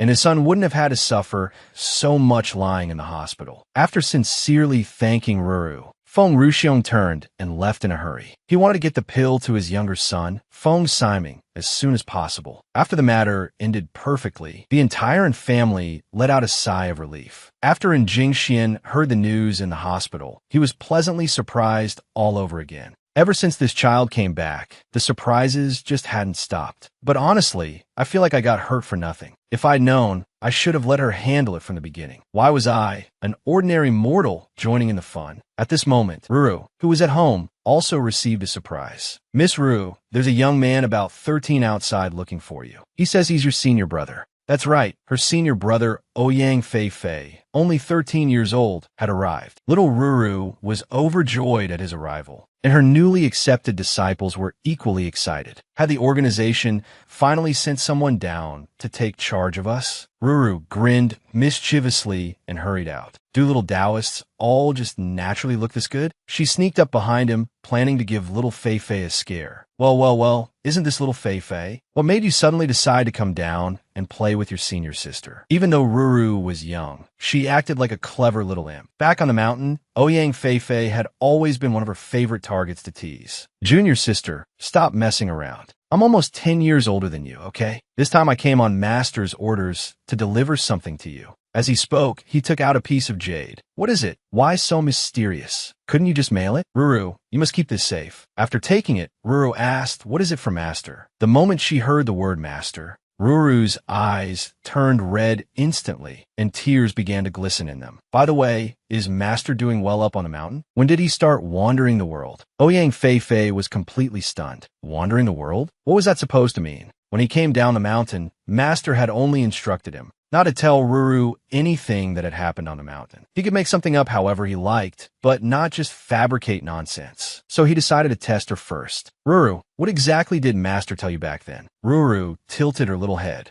You must have been too low-ranking in the sect to know. Our sect went bankrupt. Master ran off with the fairy lady from the neighboring mountain. That happened. Ouyang Fei's face was full of black lines. The sect had suffered a great calamity, and 6 senior brothers had already fallen, yet Ruru knew nothing at all. Thinking of the suffering the sect had endured recently, Ouyang Fei's eyes couldn't help turning red. Seeing her senior brother looking like he was about to cry, Ruru thought she'd simply shocked him with the news. Ruru trotted over on her short little legs and patted her senior brother on the knee. Don't worry, I'm planning to rebuild our sect down here at the foot of the mountain. When Master has nowhere else to go, we can bring him here. As she said it, her little pink face even showed a touch of smug pride. Ouyang Fei remembered Master's instructions and didn't dare reveal anything about what had happened on the mountain recently. All right, when the time comes, I think Master will definitely be very happy. Since I've completed the task Master gave me, I should be going now. In truth, Ouyang Fei had wanted to leave for a while. With how smart Ruru was, if he stayed too long, he might accidentally give himself away. Just as little Fei was about to take a step, Ruru's plump little hand grabbed him. Why leave so quickly? Since you've come to my house, how can I not treat you properly? All right, I still have some 5-flavored stones on me. The moment Ouyang Fei heard the words 5-flavored stones, his resolve wavered. He unconsciously licked his lips and swallowed. Fine, I'll eat before I go. Hee, that's more like it. Come, let me introduce you. These are the disciples I accepted a few days ago. Ruru brought little Fei into the dining room and lined up the old man disciples in a row, introducing them one by one. The old men were very perceptive. In unison, they called out, "Greetings, Martial Uncle." Ouyang Fei was so delighted he nearly floated off the ground. Ruru was very satisfied too. You guys keep my senior brother company for a bit. I'll go cook for you. You can all stay and eat later. Old Joe and Old Zhao were overjoyed when they heard they were about to eat food personally made by Ruru. Last time, they'd only had half a bowl of the sauerkraut fish and still hadn't had enough. Today they were in for another treat. After Ruru left, everyone pulled Ouyang Fei aside and bombarded him with questions, but he deflected them all. He simply sat quietly, sipping tea, a faint smile on his face. His thick brows carried a gentle softness. No matter what the old men asked, he just kept smiling and chuckling. Half an hour later, everyone was invited to the dining room. Chef Wu personally brought out a large basin of lamb noodle soup. Elder Muyu, you haven't tried Ruru's cooking yet, have you? Inzhuozhong and the others thought they would just eat a little casually. After Ruru and her senior brother each got a bowl, Old Zhou and Old Zhao stopped being polite and immediately stood up to scoop noodles from the basin into their own bowls, as if fighting over some priceless treasure. Seeing this, Elder Mu frowned. How could these two old fellows have so little decorum? They were all top figures in the business world. Where had their refinement gone? But soon, slurping sounds came from Old Zhou and Old Zhao. They were devouring it voraciously. Seriously? Could it really be that delicious? Elder Moose slowly pulled the bowl of lamb noodles closer. Why did it smell so good? The lamb floated on top of the milky white broth, and the rich aroma of meat mixed with the fragrance of wheat from the noodles. Elder Moo felt as if he were roaming the vast grasslands, where the wind bent the grass and revealed cattle and sheep. An indescribable fragrance instantly filled his mouth. It was simply too delicious. No wonder Old Zhou and Old Zhao were fighting over it. It wasn't that their manners were poor. It was that his own experience had been far too limited. Too late for regrets now. If he'd known earlier, he would have rushed up to grab some too. The three of them sat in a row, gobbling it down like starved prisoners. Even the bottoms of their bowls had to be licked clean. Ouyang Fei smiled shyly. He was full already. Although it was delicious, he truly couldn't eat any more. Even so, his bowl was licked spotless as well. Thank you for the hospitality, junior sister. After smoothing out his white robe, he was just about to slip away back to the sect when Ruru reached out her fair little hand, white like jade, and grabbed little Fei Fei. Wait a bit. Let me digest the jade slipmaster gave me first. Maybe there'll be something for you to take back. Just keep drinking tea. How could he dare disobey the little grandith? He had no choice but to comply and return to the tea room to wait. Can you let go first? You're squeezing me to death. Little Ruru got up and returned to her room. Sit down for a bit. I'll be done soon. Ruru sat cross-legged and held the jade slip in her palms. This much jade. How much would it be worth? She slowly closed her eyes, her brows trembling slightly, and activated the unique method her master had taught her. Crack. The jade slip split open instantly, fine cracks spreading across it. Endless golden light burst through the cracks and spilled out from the jade slip. A pale white glow gathered into streaks like comets and shot toward Ruru's mind. The impact made Ruru faint on the spot. Suddenly, inside her little head, she seemed to be standing in the darkness beyond the heavens, amid the sun, moon, stars, and rivers of the cosmos. Golden diagrams flashed past one after another. Charts of the human body's acupoints, meridians, and all kinds of medical cases. Then the jade slip began breaking apart piece by piece. With a bang, it shattered completely. The once vibrant green jade token turned deathly gray. She rubbed her little head and carefully examined what new knowledge the healing jade slip had brought her. It was the methods of the ethereal 7 needles and the Bien stone divine needles. Master, are you trying to make me into a miracle doctor? But Ruru doesn't want that. Ruru just wants to fight. The little darling looked as if she wanted to cry, but had no tears. She knew there was only one inheritance jade slip. Now that she had used it, no one else could receive it. From this moment on, it meant she had to shoulder the responsibility of reviving the Bien stone divine needles. Ow, my head hurts. It really hurts. Ruru staggered to her feet and walked toward the tea room. Little Linger followed behind, her fluffy tail swaying. The moment she saw Wiang Fi Fei, Rura pouted and whined. Senior brother, my head hurts. There was just too much information in the jade slip, making Ruru feel as if her head were splitting apart. Ouyang Fei Fei had never been good with words, so he awkwardly blurted out, drink more hot water. Ruru was completely defeated by little Fei Fei's straight man thinking. This is so hard. Who can save me? Ruru, how did it go? Did you learn it smoothly? Smoothly enough, but now my head hurts. No way. Is learning this stuff really that hard on the brain? Then, maybe drink more hot water? One day, when chatting in the car, Sister Wanxin had said that when a woman feels unwell, if a man only tells her to drink more hot water, then that man definitely doesn't love her. Ouyang Fei Fei had no idea he had just stepped right into the trap. Little Ruru fell into thought. If you don't listen to your elders, you'll suffer right in front of your eyes. Her bright, sunny little face suddenly went cold. I've received Master's jade slip. Go tell him that I will definitely carry it forward and make it flourish. You may leave now. Ouyang Fei Fei felt as if he had just been pardoned. Take care, junior sister. Leaving Ruru's side quickly was clearly the wisest choice. Time to run. Tang Xiao burst out laughing nearby. I'm single by ability, okay? It's not that being single chose me. I chose being single. Ruru rubbed her aching head and sat back down, staring blankly at the needle case Master had given her before. It felt as uncomfortable as needing to pee and not being able to. The more she looked, the more complicated it seemed.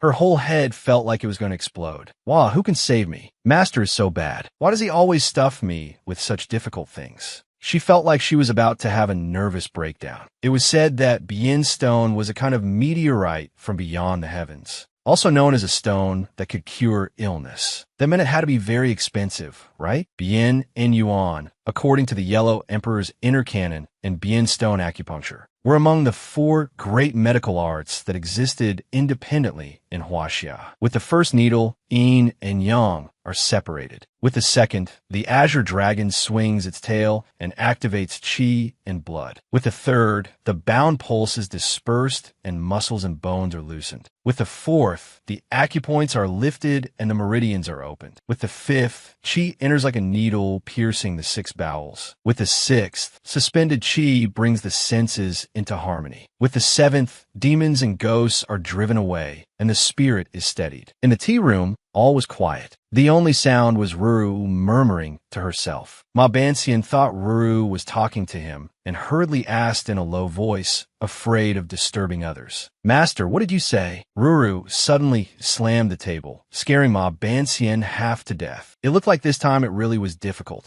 Ruru had actually gotten angry. Was this thing really that hard? What's wrong, Master? Did enemies invade? No. Master on the mountain shoved more stuff at me again. What kind of thing could be so hard that even Master can't solve it? It's a medical inheritance. Bad Master didn't even ask whether I wanted it. The moment that thing opened, it forcefully stuffed knowledge into my head. It still has me feeling dizzy. Medical knowledge could be loaded directly into the brain, like installing drivers or software. That was simply unbelievable. That's right, I'm basically half a miracle doctor now. Old Joe and Old Zhao were so happy they couldn't stop grinning. Wasn't the whole reason they were following her to prolong their lives? As long as nothing like natural disaster or man-made calamity happened. If they took good care of themselves, then with Master around, living past 100 would be no problem at all. It seemed that taking little Ruru as their master had been the wisest decision of their lives. Ruru was finally about to start down the capitalist route too. The white fox nearby twitched its pointed ears twice, expressing sympathy and understanding. Now that I'm at least half a doctor, if I'm going to start practicing medicine, I might as well carry this set of divine needles on me. The silver needles were all inserted into a long roll. When not in use, it could be rolled up. It didn't take up much space and could be slipped easily into a side pocket. For the past 2 days, her disciples had all been staying in the tea room, discussing among themselves and reviewing what they had learned recently. None of them disturbed little Ruru because they all knew she was absorbing and comprehending new knowledge. When Ruru finally returned to the tea room, everyone suddenly felt as if they had been reunited after a long separation. They had only not seen her for a day or two, yet they already missed her very much. "Master, have you comprehended it?" Ruru nodded her little head. More or less. A wave of inexplicable joy rose in everyone's hearts. Mystic medical arts. This meant that a miracle doctor had descended among them. Elder Mu had once spent several months in a wheelchair. He knew deeply the pain of illness.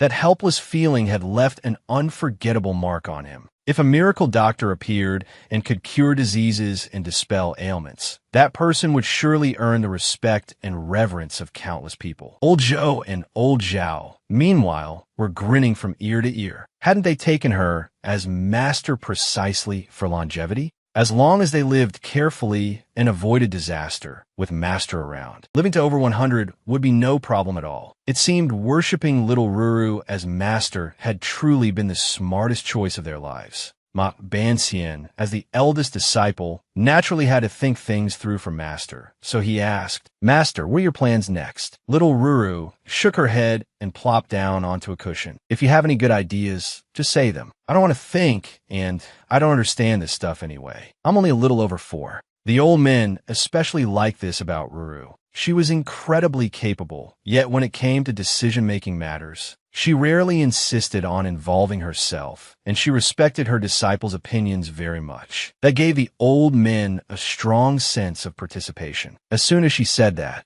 it opened the floodgates. Although Master has obtained the mystic sex medical inheritance, your energy is limited after all. You can't possibly treat every illness. I suggest focusing only on difficult and rare cases and charging reasonably." Old Zhao added, "The fees should also depend on the person. Charge the rich more and take only a token amount from the poor. After all, this is about saving lives and helping the world. Those are all matters to deal with later. The most important thing is the location. Should the consultation area also be set up at the Piao Miao Immortal Sect? Would that conflict with recruiting disciples in the future? I don't think it would. In the future, our Piao Miao Immortal Sect will have 3 major selling points: mystic medicine, exorcism, and warding off evil. Everyone nodded in agreement. That truly was little Ruru's core competitive advantage. The soft little darling rested her cheek on one hand, elbow on her knee, quietly listening to them talk. With her other hand, she kept stroking the fluffy white fox linger. "Master, what do you think of our suggestions?" Little Ruru thought they were pretty good. Luckily, she had accepted these disciples. Otherwise, she would have had a terrible headache dealing with all of this herself. What I mean is, you guys will handle all of this, right? It can't all require me to do it personally, can it? Of course not. Little Ruru is the master now, with a transcendent status. You definitely can't make casual moves all the time. Master must have the bearing of a master. So everyone discussed it further and finally reached a major resolution. Elder Mu gave the summary. First, the location will be set at the soon-to-be-expanded headquarters of the Piao Miao Immortal Sect, and externally it will be called Piao Miao Taoist Hall. Second, Mu Yu will serve as the hall master of Piao Miao Taoist Hall and manage all administrative affairs. Third, the hall's main businesses will be mystic medicine and exorcism, while also taking in disciples to expand the sect's influence. Fourth, division of labor. Ruru is the supreme leader of the hall and will be responsible for the core technical output. Ma Banxian will handle front desk business coordination, including triage, client reception, and negotiation of compensation. Old Zhou and Old Zhao will handle house calls. Simple illnesses that can be cured with herbal medicine will be handled by them. Difficult cases will be passed on to Master. They will also oversee medicinal materials. Elder Mu will be responsible for simple cases of exorcism and dispelling evil. The more complicated ones will likewise be passed to Master. After hearing this, little Ruru showed an extremely satisfied smile. This style, this scale, wasn't it even grander than that old man up on the mountain? Ha! Ruru's smile rose high and bright. 10 years later, Ruru had grown from a clear-eyed, adorable little girl into a grown young woman. She had changed her former curls into twin ponytails. Gradually, she realized that her childhood was already gone, and all that remained were memories, especially those happy days of playing and roughhousing with her younger brother. You had to start disciplining little brothers from an early age, because the second you let your guard down, they'd get curious. Once a younger brother became curious about something, there was no stopping him. He'd always want to grab Ruru's things. And Ruru had a very special educational method for him since childhood. First teach him, then spank his butt. You can't just touch your sister's things whenever you want. If you break them, you're little but won't be spared. There was nothing for it. Ruru was the eldest child in the family. If anyone was disobedient, even Dad and Mom could get smacked. As for Dad, after Ruru had fully restored his body and removed the hidden after effects, the moment he opened the door, it was like a dazzling grand entrance. Babies, I'm back. Ruru forgot that her little brother was still hanging on her shoulder, and without caring whether he might fall off, she launched herself straight at Dad. If Dad didn't catch them, both sister and brother would be heading to the hospital for x-rays. But to outsiders, the scene was indescribably warm. Even the old men watching were moved to tears. My babies, Daddy's home. Did you miss Daddy? Daddy missed you very much. It was at that moment that Feng Ruxiong arrived with his younger son, carrying gifts and personally coming to apologize. The last time he came, he hadn't brought his son. This time, bringing him along made it seem more sincere. Hearing other voices, Ruru's father also looked over. What are you doing here? You injured me, and you still dare come to my house. Feng Ruxiong felt rather helpless. Was this kid bipolar or something? He was so gentle with children, but whenever it came to him, it felt like he wanted to kill him. President Feng heard you were being discharged today, so he specially came to visit. He even brought many gifts and supplements. But Brother Xian didn't care in the slightest. He just responded casually and wasn't planning to engage, making Feng Ruxiong so angry he nearly exploded on the spot. But this time his son stopped him. After all, his son was a man who had once been beaten into the hospital himself. Those who understood. Ruru, I heard you're opening a Taoist hall, right? Yes, that's right, but Brother Xian, your mouth is watering. Can we handle the serious matter first? Dad wasn't having it. Come on. A newly built Taoist hall needs publicity. Besides promoting mystic medicine and Taoist arts, what else can Brother Xian help with? Ruru waved her hands frantically. No need. My disciples are very obedient. They can handle it. That answer practically twisted Dad's face out of shape. Even so, he still arranged for the in-groups planning department. The disciples were overjoyed as soon as they heard their master would be properly settled in. If Master stayed here, wouldn't that mean they'd have loads of chances to get close to an expert? This was the perfect chance to cling to a powerful leg. They hurriedly started calling people. Hey, pack up the best tea set in the house. Bring over all the lucky bamboo and gentleman orchids too, and that treasured sword from the boat owner. Oh, stop asking already. Ruru can sweet-talk Master above and lead people to treat illnesses below. And on top of that, she's got that little contractor vibe with the red hard hat title. Who wouldn't adore her? It's Master's first time down the mountain, so he doesn't really know how to communicate with everyone. The disciples, all good at reading people, immediately saw Master's difficulty. As long as the revered Master spoke, they would obey without hesitation, even through mountains of blades and seas of fire. But Master's problem was, who exactly was Dowling? It sounded familiar, yet he just couldn't remember. At that moment, Sister Mo took out her phone. "You don't mean this singer, do you?" Master had thought Dowling was some supreme martial arts overlord of the world. Who knew it was just a misunderstanding? They forgot that no matter what, Ruru was still just a little kid. She was still at the age of watching cartoons. They had to look at problems from her way of thinking, otherwise no one would know what was going on in that little head of hers. As for Ruru and Ouyang Fei Fei, it really was worth considering teaching down the mountain. Ruru, take Master to see the newly expanded sect gate. When they arrived at the construction site, the high-rise buildings blocked half the sky. Ruru arrived in the bustling downtown district with bodyguards driving her there. This was a level of protection none of us would ever experience in our lifetime. A hard hat with a Taoist robe. What kind of combination was that? And with Master wearing a yellow helmet, he looked like a toy figure. The workers slacking off and smoking saru and instantly understood that an important person had arrived. Quick, go call them over.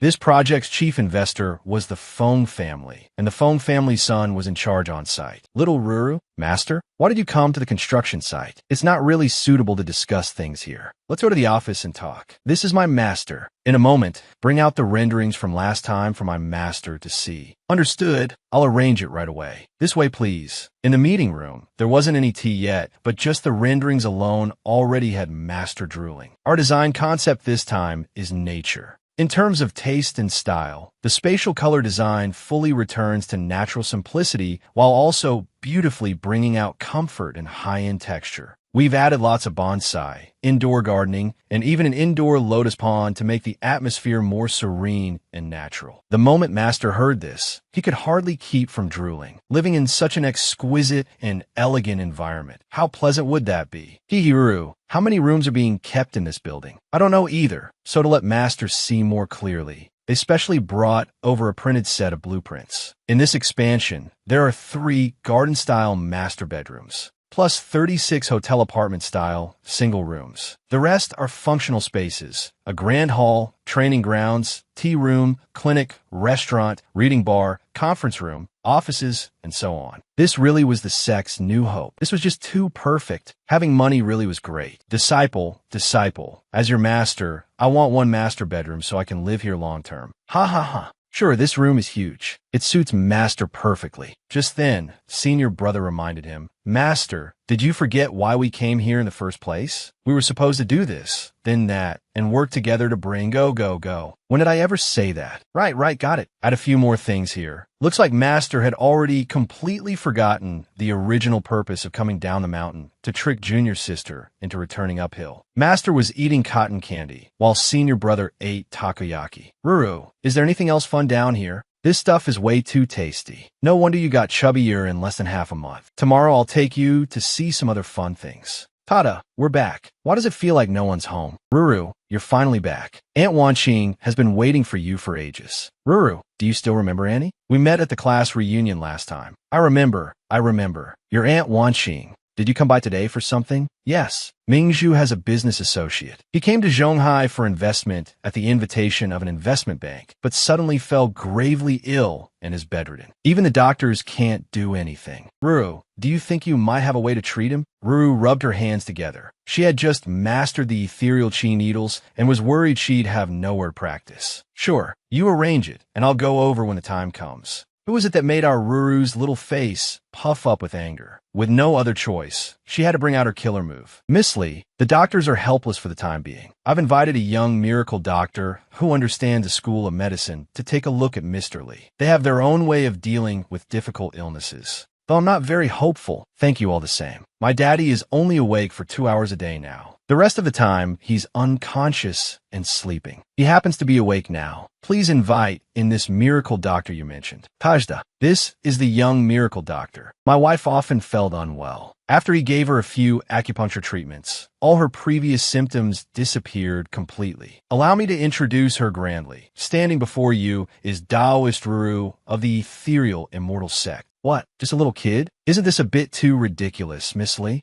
Let the young miracle doctor have a look first. As for whether to proceed with treatment, that's up to you. Fine, let's go in and take a look first. Daddy doesn't like too many people around. Please wait outside. Daddy, someone from Hoang introduced a little girl, saying she understands a medical school. Would you like to let her take a look? This was Mr. Lee. His reputation matched his name, severe and stern, even toward doctors. I don't see anyone. Hi, I'm down here. Look lower. What? Has my condition really become hopeless? They actually sent a child to fool me? What was wrong with these people, bringing some brat to mess with him? Ruru got so angry she grabbed the blanket. If it weren't for Aunt Wanching's sake, I wouldn't even bother treating you. So rude. Ruru jumped onto a stool. Give me your hand. I'm taking your pulse. Little brat, acting like an adult. Ruru pressed lightly, and the pain made Mr. Lee cry out miserably. But no matter what, he couldn't break free. Had he really been sick too long, leaving his hands weak? The worst part was the sigh from this traditional doctor. Your 6 fu organs are out of order, and your yin and yang are clashing. There's good and bad. The day after tomorrow is the 15th. After the 15th, you'll recover to the state of a normal person. The bad part is this. In 10 days, you'll become completely exhausted. In 20 days, you won't be able to walk. Around 30 days from now, your great calamity will arrive. Ruru was practically comparing his speed to a turtle's. But they hadn't come today to play. They had come to treat the uncle. The moment Ruru saw him, she said he only had 30 days left to live. Not only did he refuse to believe her, he even called Ruru some swindling quack. Ruru was so mad her little face was about to twist out of shape. Just you wait. Believe it or not, I'm leaving. If you don't believe what I say, then this old lady is taking her leave. And he saw Ruru come out so quickly and hurriedly asked how things had gone inside. Andy, I did my best, but that man is too stubborn. I can't talk sense into him, so just let him fend for himself. Annie looked very disappointed. I see. This time Ruru was truly angry. Let's go. I'm not saving this person in the future.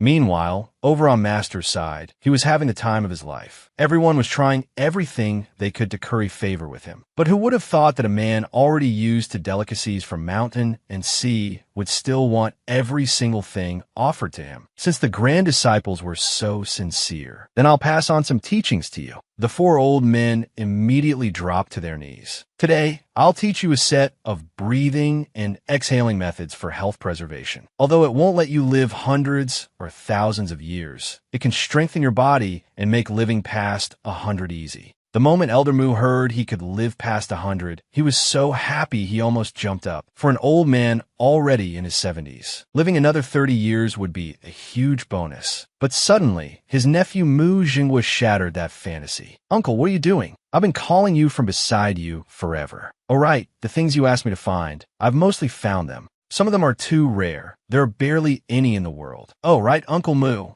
You should also try not to go out much lately. Things aren't safe right now. It seems a supernaturally capable flower thief has shown up. The old men widened their eyes. Could there really be another expert? It's not really about whether he's an expert or not. It's just that his speed is abnormal, extremely fast. Based on our technical analysis of the surveillance footage, his running speed is around 120 kilometers per hour, faster than a car, even. But everyone shouldn't forget that Ruru's abilities were no slower than some mere 120 kilometers per hour. Even police cars couldn't catch up to Ruru, much less some flower thief. In Ruru's eyes, he was just a little turtle. Oh, right. I heard you've taken on a master. I'd really like to see who's so qualified to be your master. Jinghua, don't fool around. Anyone who can be my master is definitely no ordinary person. When we get there, don't cause trouble, understand? Actually, Mu Jinghua only wanted to confirm whether it might be some fraud from the Jianghu. Mu Yu smiled secretly at the side. If her uncle found out that master was only 4.5 years old, she wondered what his reaction would be. Ruru had been planning to go out shopping with the little fox, but before she could even leave, her old disciple intercepted her. Little master, could I trouble you with something? That hot-blooded young man had never imagined that a tiny child would be his uncle's teacher. Hey, don't just stand there staring blankly. If something's on your mind, say it.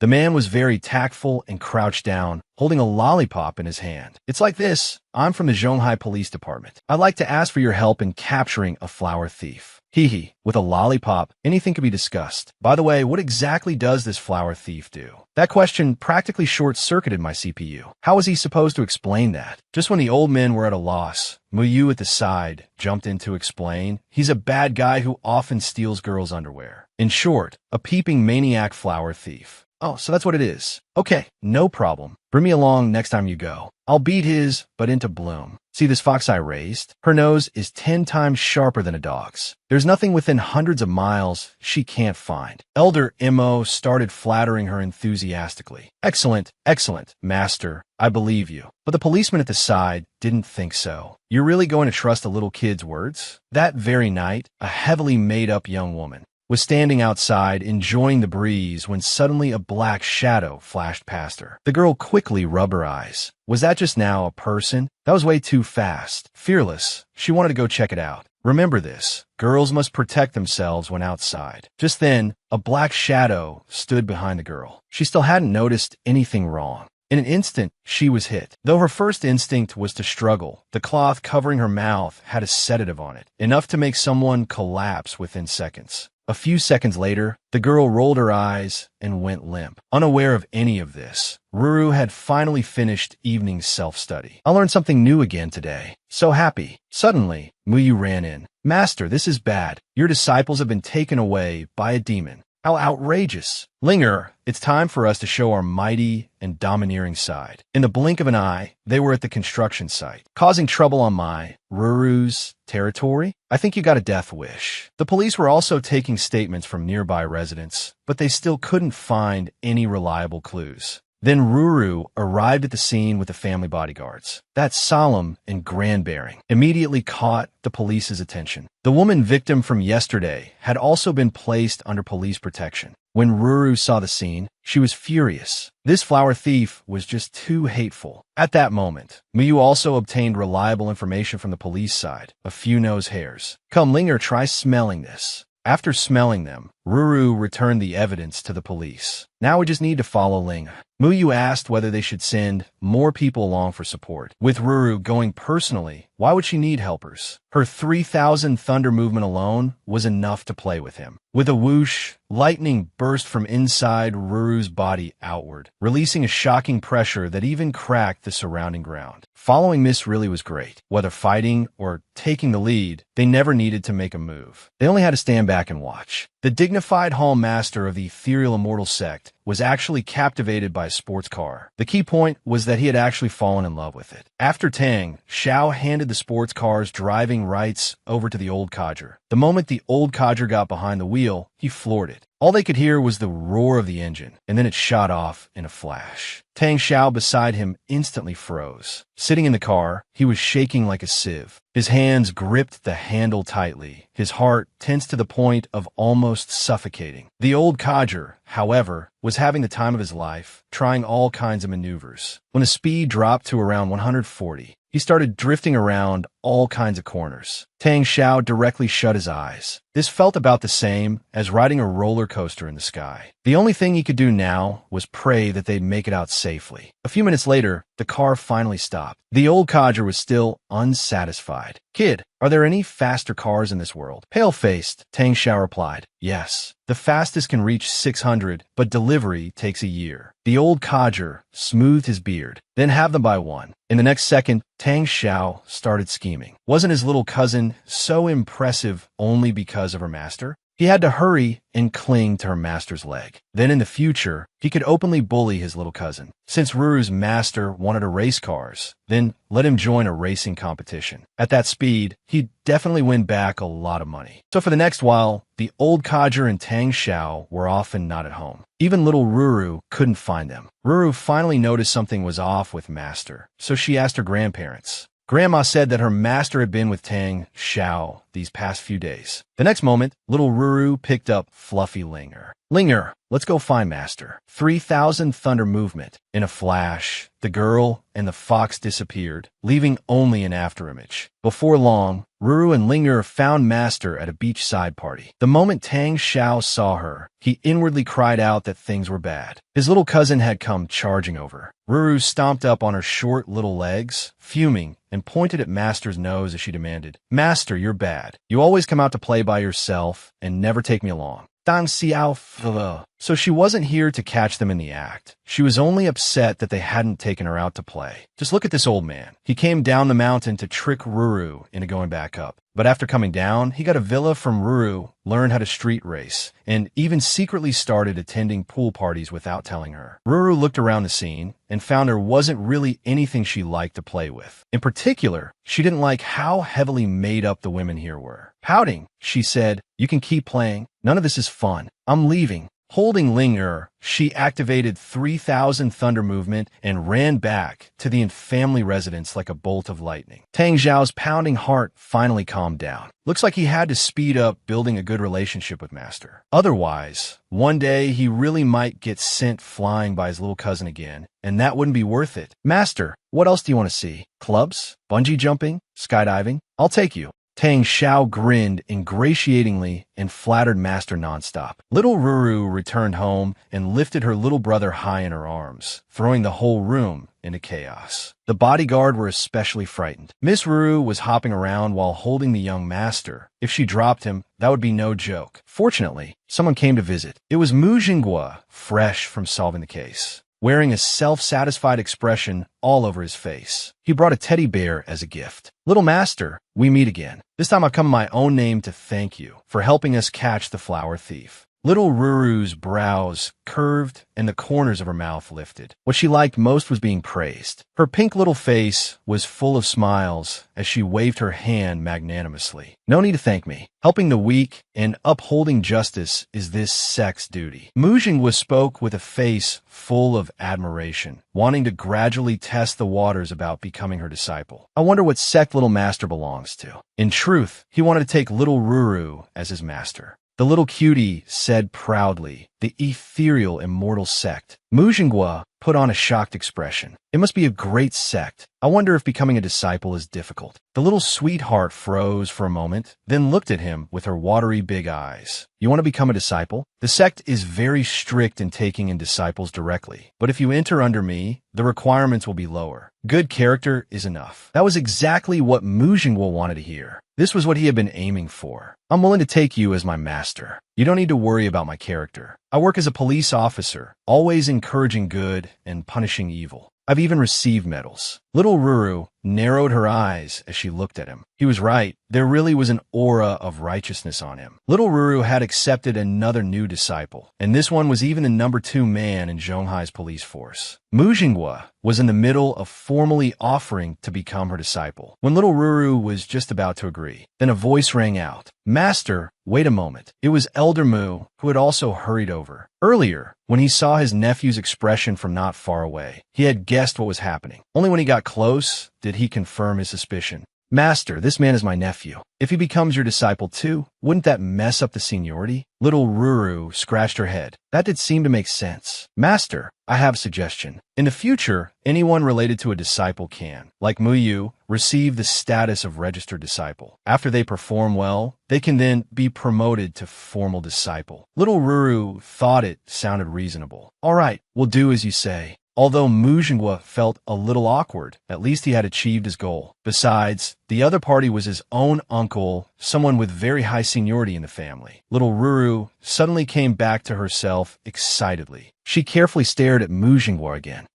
You've gotten yourself into trouble." Elder Mu also used his observation technique to take a closer look. Sure enough, it was killing aura. He took out a talisman paper and operated entirely according to what Little Ruru had taught him. The talisman ignited without fire, startling Mu Jinghua. Since when had his uncle become this formidable? The talisman circled Mu Jinghua's head 3 times. Little Ruru watched from the side, very satisfied. Elder Mu had finally learned the Taoist technique for dispelling baleful energy. This time Mu Jinghua was truly stunned by what he saw with his own eyes. "But Master, my nephew lives in a place full of upright energy. How did he become tainted with killing aura?" Little Ruru touched the tip of her nose and thought seriously. It must have come from some very special person or event that brought him into contact with baleful energy. So Mujingwa began thinking carefully. He was currently in a leadership post and generally didn't need to go out on assignments. The last time he had gone out was to supervise an antiquities theft case, during which he had close contact with an ancient bronze mirror. As for everything else, it had all been normal, nothing special. Then he suddenly thought of something, and his face instantly turned pale. He wasn't the only one who had touched that bronze mirror. He grabbed the phone and immediately called Old Wu. "Old Wu, investigate the people in the department who handled the last antiquities case. Check on everyone who touched the bronze mirror. See whether they've had any accidents or injuries." An hour later, Mujingwa's phone rang. He answered anxiously. Old Wu's urgent voice came through. "Deputy Director, I checked like you said. Every single person who touched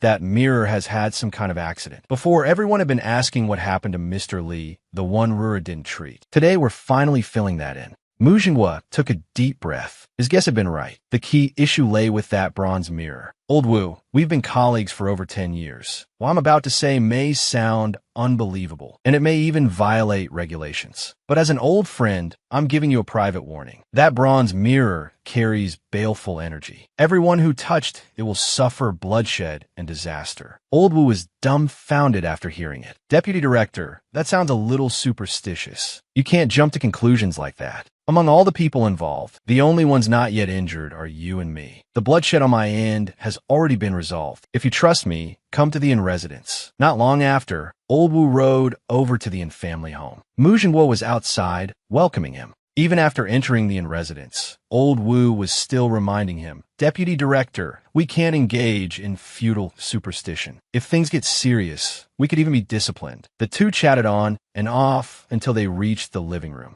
The moment Old Wu saw the old man and the child sitting on the sofa, he recognized Elder Mu first. "Isn't this that gentleman from the capital?" So the important person backing the deputy director was actually him. Old Wu immediately cupped his hands. "Please, Master, trouble yourself to help us dispel this crisis." The moment Mujingwa saw him bow, he felt a headache coming on. Of course, this wasn't really Old Wu's fault. It was only natural to mistake them the first time. So Mujingwa pointed with his hand. "Over here, this one." It wasn't his uncle, Elder Mu. Little Ruru didn't get angry either. She simply tossed Old Wu to Elder Mu for practice, and then went out to play with Linger herself, leaving Old Wu standing there in shock. The scene shifted to the hospital, where an older man lay on the bed. It was Mr. Lee, the one from last time who hadn't believed Ru. He still held a grudge against Ruru in his heart, and even said she was nothing but a charlatan. His daughter at his side joined in too, belittling our little Ruru. But he himself had no idea that his great calamity was almost upon him. Ruru's master got caught for street racing and was hauled into the station. This all started 2 days earlier.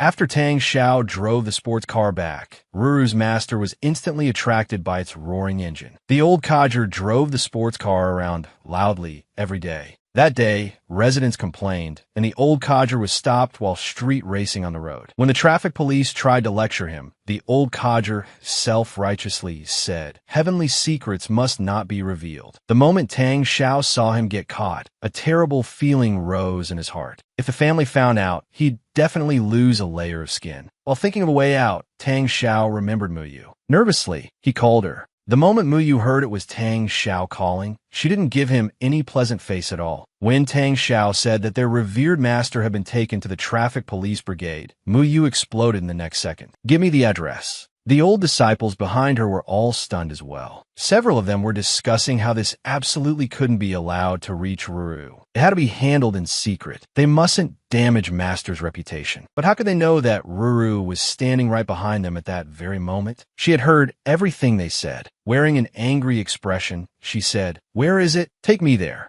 On the other side, the young policeman at the station thought the old man was just taking the blame for someone else. He kept asking, "Sir, just tell us, who was driving the car? Why were you in it?" The old codger was getting impatient. "Hurry up and find someone to fill my tank. I still need to test the car." Haven't you heard about the old racing god on Binjiang Road lately? The two young officers looked at each other. Recently, there really had been rumors of an old racing god. In the next second, Ruru arrived there with Mujingwa. The old codger saw Ruru and immediately complained, "Little Ruru, you're finally here. They won't believe I was the one driving. They even said I was an actor. I'm the old racing god of Binjiang Road." Hearing him still go on about it, Ruru marched over angrily and grabbed his beard. "Bad master, you even made the police officers waste their time drawing up paperwork." The two young officers were left completely dumbfounded at the sight. The old codger had been kept at the station for making noise with a sports car in a residential area and had to write a self-criticism. Little Ruru stood nearby scolding him, "Master, I can't even read your handwriting." Seeing this scene, Mujingwa stepped in to smooth things over. "Master, revered one just came down the mountain and doesn't understand these things. It's understandable.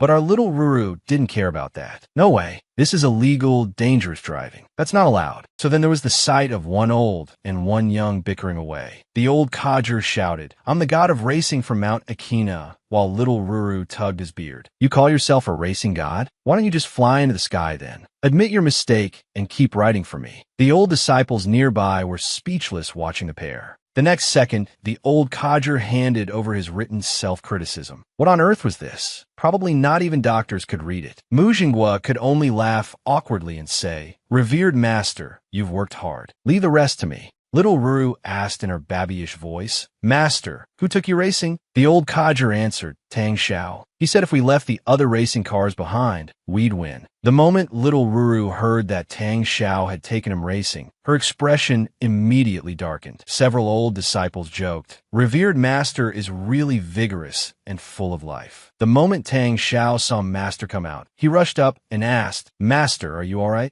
The old codger just replied blandly, "The car's out of gas. Remember to fill it up for me." Seeing that things didn't seem too serious, Tang Xiao quietly asked Muyu, "My family doesn't know about this, right?" Muyu gave him an awkward smile. "Well, you'd better pray for yourself." At that moment, Ruru appeared behind Tang Xiao, cracking her knuckles. He was definitely not escaping a beating this time. The scene changed to a jewelry store. Brother Xian had brought little Ruru to pick jewelry for Sister Mo. Today was Sister Mo's birthday. Ruru stood in front of the display counter, looking at the sparkling jewelry. When she saw a necklace that looked different from the rest, she started to worry. Since today was Sister Mo's birthday, Brother Xian had specially brought Ruru to pick out a gift for her. Sure enough, anything shiny and colorful was irresistible to children. After all, our little Ruru was only 5 years old. How could she possibly resist sparkling jewelry? She asked, "Excuse me, do you have two of this one?" The clerk smiled and answered, "Yes, we do. Selling one more piece meant one more commission this month." Brother Xian rubbed his chin, thinking that if he bought two, it would be a parent-child set. That would make it even more meaningful. If Sister Mo knew, she'd probably be thrilled. The next second, Brother Xian asked the clerk to bring out two, with one of them a little smaller. After all, Ruru was only 5 and couldn't wear a large one. Magnanimously, he took out his black gold card and had the clerk swipe it. The smile on his face showed just how delighted he was. Back at the family estate, Ruru was getting ready to cook. Earlier, she had used sour flavor and salty flavor. Since it was Sister Mo's birthday today, she decided to try sweet flavor and make Sister Mo some osmanthus cake. Food prepared with sweet flavor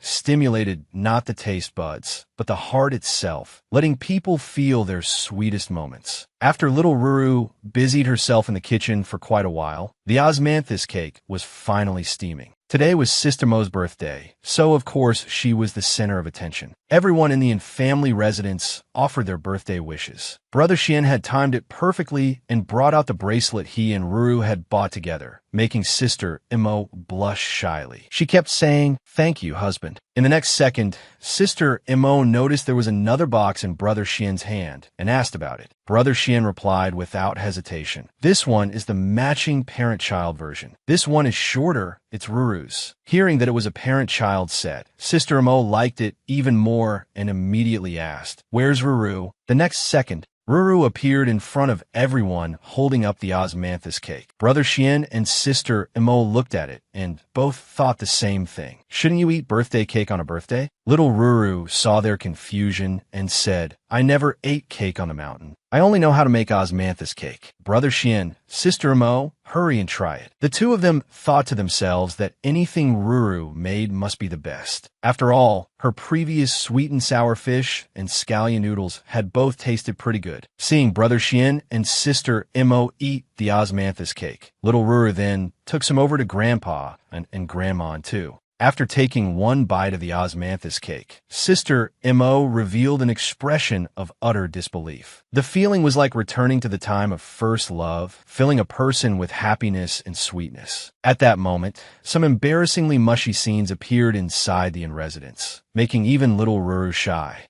Do you know what phrase scumbag men always have on their lips? That's right, you guessed it, drink more hot water. In order to save someone, little Ruru used her true chi. Gu Qingsheng, standing nearby, watched little Ruru use up her true chi to save people and started worrying for no reason. In the next second, little Ruru began coughing up blood. Her body tilted backward uncontrollably. Quick-eyed and quick-handed, Gu Qingsheng rushed forward and caught Ruru in one sweep, asking anxiously, Master, are you all right? If you can't do it, then don't force yourself. Your body won't be able to take it. But little Ruru only waved her hand. I'm fine. She calmly pulled a small porcelain bottle from her pocket and tossed one pill into her own mouth, then began regulating her breathing. After resting for a while, little Ruru told Gu Qingsheng to wheel the person out and instructed that he would wake up in 5 minutes. Gu Qingsheng was pulling the bed out with all her strength when the door suddenly burst open. The child's parents and the doctors all rushed over, anxiously asking, How is my child? The doctor immediately pried open the little boy's mouth and said, It's a miracle. The toxin has cleared this fast. A disciple beside them called out, Bring all the other dozens of poisoned patients over too. In the next moment, Gu Qingsheng's firm, forceful voice cut in. If you want Master to exhaust her true chi and die from chi depletion, then go ahead and keep sending more people in.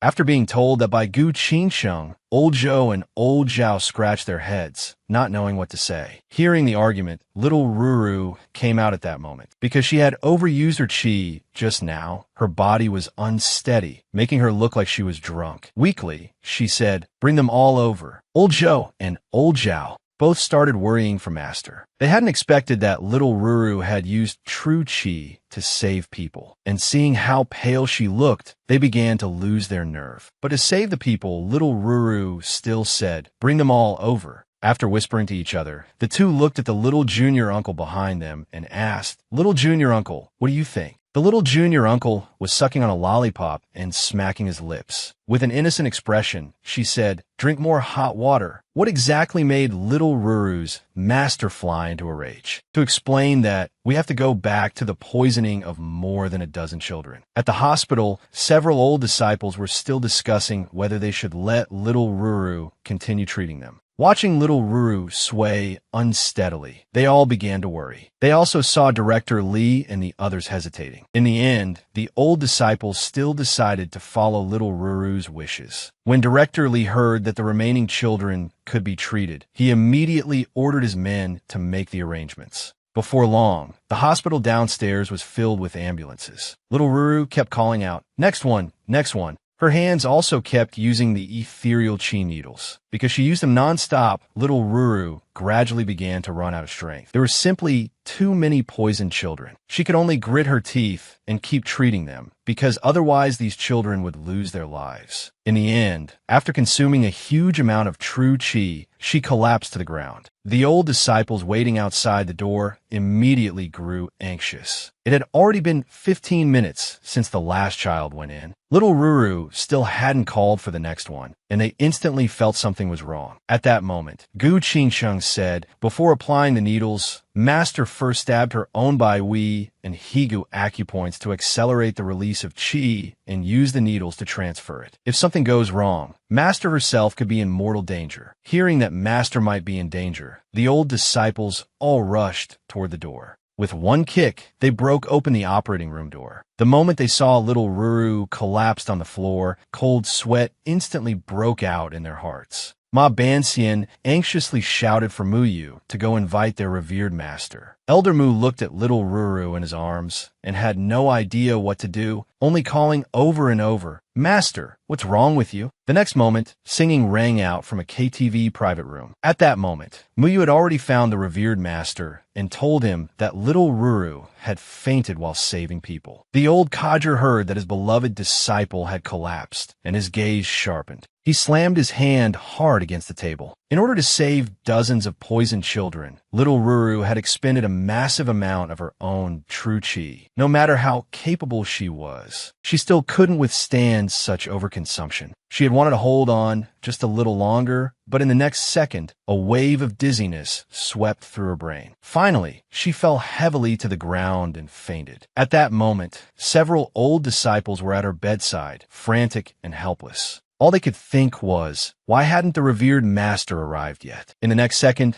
the old codger flashed into everyone's sight, startling Director Lee, who was standing nearby. The old disciples burst into tears when they saw the revered master arrive and cried out, "Revered master!" The moment they saw the old codger, all the worry in their hearts eased. After all, if little Ruru was already so amazing, then the revered master should definitely have a way to wake her up. Before they could say anything more, the old codger told them all to get out. Seeing that the revered master didn't respond to them, the old disciples felt that something bad might happen. Meanwhile, Director Lee was still muttering, "How did he get here? That's too unscientific." Beside him, Mu Jinghua pulled the already stunned Director Lee toward the door and said, "Now you know there are always greater people beyond greater people. A lot of things just can't be explained. Come on, let's go." After everyone left, the old codger used his own true chi to treat little Ruru. The little Ruru, who had been lying on the bed, opened her eyes the very next moment. She cried out, "Master!" But at that moment, Master only said, "Don't talk. Receive the ancient primordial essence." Little Ruru looked at Master with tears in her eyes. He was actually passing the ancient primordial essence to her, and she was moved to the point of sobbing. After all, the ancient primordial essence could only be handed down from one generation of the sect to the next, and only the sect leader was allowed to possess it. After the old codger transferred the ancient primordial essence to little Ruru, he let out a heavy breath. In the next second, little Ruru, who had just been weak, sat right up and said, "Master, you gave the ancient primordial essence to me. What about you?" The old codger just scraped her nose and said, "It doesn't affect me much. It's just symbolic, but it'll be of great use to you." Looking at the master before her, little Ruru knew right away that the old codger was lying to her again. Did he really think she was some 3-year-old child? The old codger only waved his hand. "You already know 3,000 thunder movement. That's a skill only the sect leader can use. The position of sect leader should have been yours to begin with." Outside the hospital room, the old disciples were waiting anxiously. In the next second, the door opened, and little Ruru was the first to walk out. Seeing lively, bouncing little Ruru before them, all the disciples' worry vanished.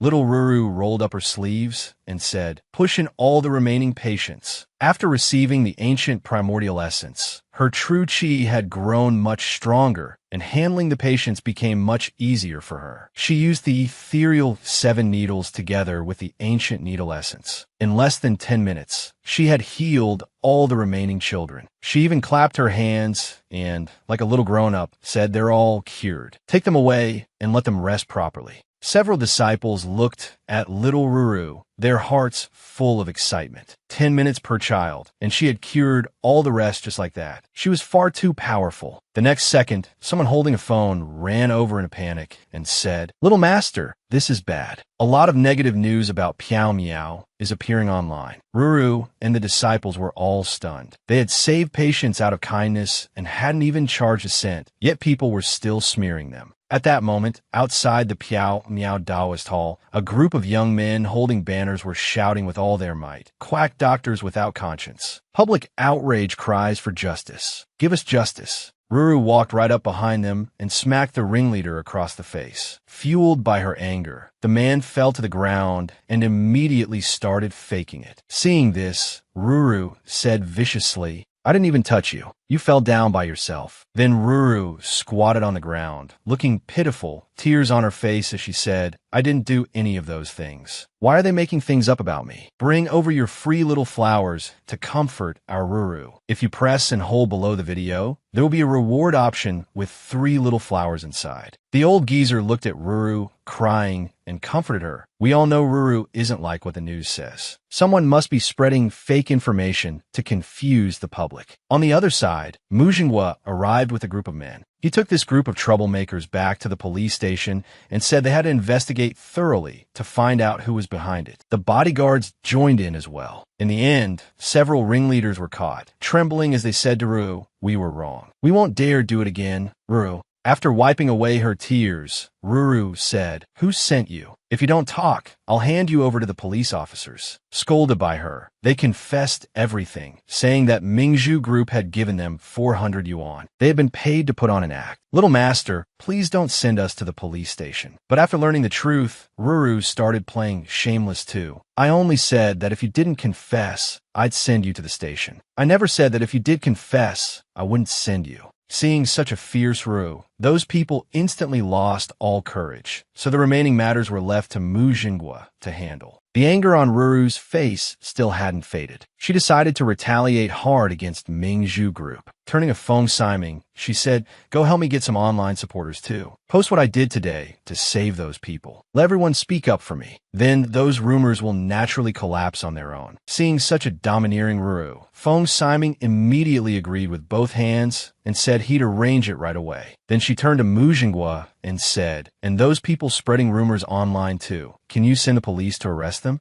At that moment, Feng Siming stopped her and said, I'll get lawyers involved and sue them for malicious defamation, demanding compensation for reputational damage. Once everything had been arranged, a happy smile finally appeared on Ruru's face. After all the trouble caused by Mingzhu Group, Ruru's disciples also arranged a large number of online supporters behind the scenes and gave Mingzhu Group a vicious slap in the face. At this moment, Miss Lee saw the flood of messages online and finally panicked. With a miserable expression, she finally realized that a 4-year-old little girl was truly not someone she could afford to provoke. In a panic, she called everywhere for help. After making countless phone calls, she finally gave up. Only then did she understand that a 4-year-old little girl really was beyond her reach. Meanwhile, Ruru was in the living room playing with her little brother. Besides all her extraordinary abilities, Ruru also had one greatest hobby, bullying her younger brother. On a whim, she wanted him to call her big sister. But her little brother only managed to babble da-da. So Ruru gave him the nickname Little Dummy and added, if you still don't learn to call me sister, I'm going to spank your butt. At that moment, Wanqing walked up to Ruru and said, a young lady, surnamed Li, is outside looking for you. When she heard it was someone surnamed Li, Ruru curled her lip in disdain and told them to send her back to look for that familiar mystic doctor of hers. The scene shifted to the next day. As usual, Ruru was giving morning lessons to the disciples. Ma Banxian had just returned from outside and said, Master, that Miss Lee who still won't give up has come again. Do you want to see her? Ruru put her hands on her hips and said, so annoying. Does it ever end? Let her in. Miss Lee, dressed in a trench coat and high heels, walked up to Ruru, took off her sunglasses, and gave her a 90-degree bow. The first words out of her mouth were, I'm sorry, hoping Ruru would spare her. Because Ruru's retaliation had been so fierce, she hadn't had a good night's sleep for days. Seeing Miss Lee's haggard face, Ruru said with an innocent expression, how did you get so ugly? When Miss Lee heard that, she was furious. How had she become ugly? Didn't Ruru know perfectly well? Who bullies someone and then says they're ugly too?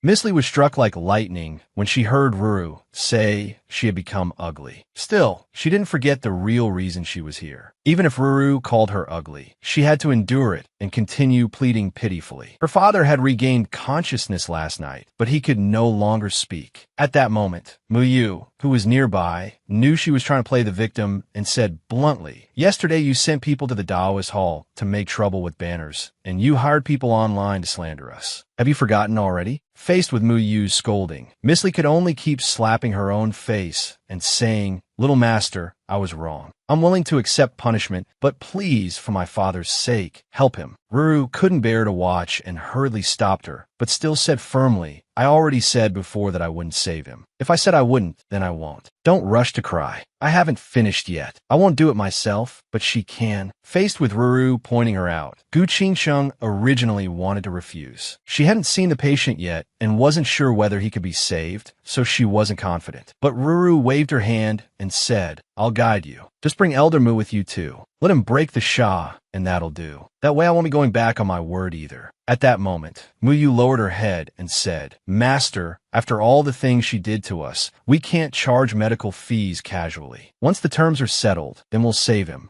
When Miss Li saw Muyu's eyes light up, she immediately felt that something was wrong. This woman was definitely not easy to deal with. Negotiating with her would probably cost a layer of skin. Muyu raised one hand and said, I want 5% of your company's shares in the mainland market. Sure enough, she was no pushover. But for her father's sake, Miss Li had no choice but to agree. Seeing that the two had reached an agreement, Ruru took a pill from her pocket and handed it to Gu Qingsheng. Give him this pill, then combine it with your medical skills. After that, let Elder Mu break the Sha, and that'll be enough. After hearing Ruru's arrangements, Gu Qingsheng went out to find Elder Mu. At that moment, Tang Xiao was nearby, narcissistically admiring himself in a mirror. Am I not handsome enough? Or not dazzling enough? Why won't Qingsheng even spare me a glance? I've always obeyed her in everything. Why is she always so cold to me? I can't keep asking Cousin Ruru for help. Looks like I'll have to think of another way. This adorable child's divine assist was actually going to help her cousin get a wife. Muyu had demanded 5% of their mainland shares, and before leaving, she reminded Miss Li, don't try any tricks or you know the consequences. Meanwhile, Gu Qingsheng was carefully tidying up her appearance, preparing to go treat Mr. Li. Just then, Emoji, who hadn't seen Ruru for several days, appeared at the Taoist hall, carrying a little boy with her.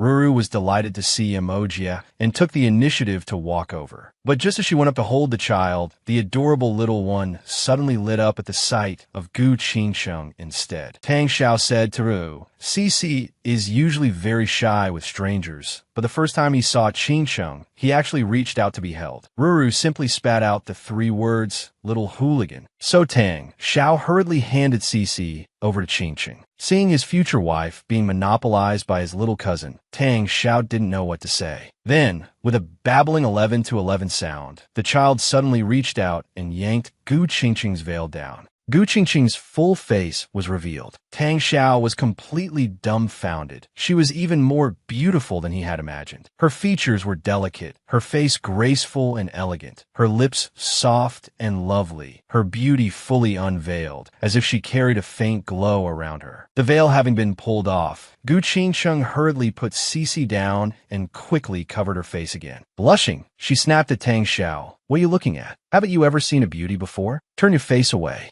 Tang Xiao thought to himself that he had already profited from this. I know the rules of your sect. Whoever sees your face has to marry you. And he let out a silly laugh. Seeing how shameless he was, Ruru went up and grabbed his face. The moment you see a pretty young lady, you stick to her. Are you planning not to want your real sister anymore? Though she said she was pinching his face. She was actually tickling his waist, making him laugh nonstop. Watching the 2 adorable children fooling around instantly melted Gu Qingsheng's heart. Even an iceberg would have thawed. Her heart had been moved. Maybe it really was time to find love. In the end, Tang Xiao successfully won over Qingsheng. Tang Xiao even said tearfully, little cousin, you're amazing. Just as the 2 were getting sweet with each other, a bodyguard from the Taoist hall walked over and whispered in Ruru's ear, Boss Wang has delivered the goods. Ruru joyfully scampered out on her little short legs. This time, Lung Yeji had brought many precious medicinal herbs. Gu Qingsheng was utterly shocked when she saw them.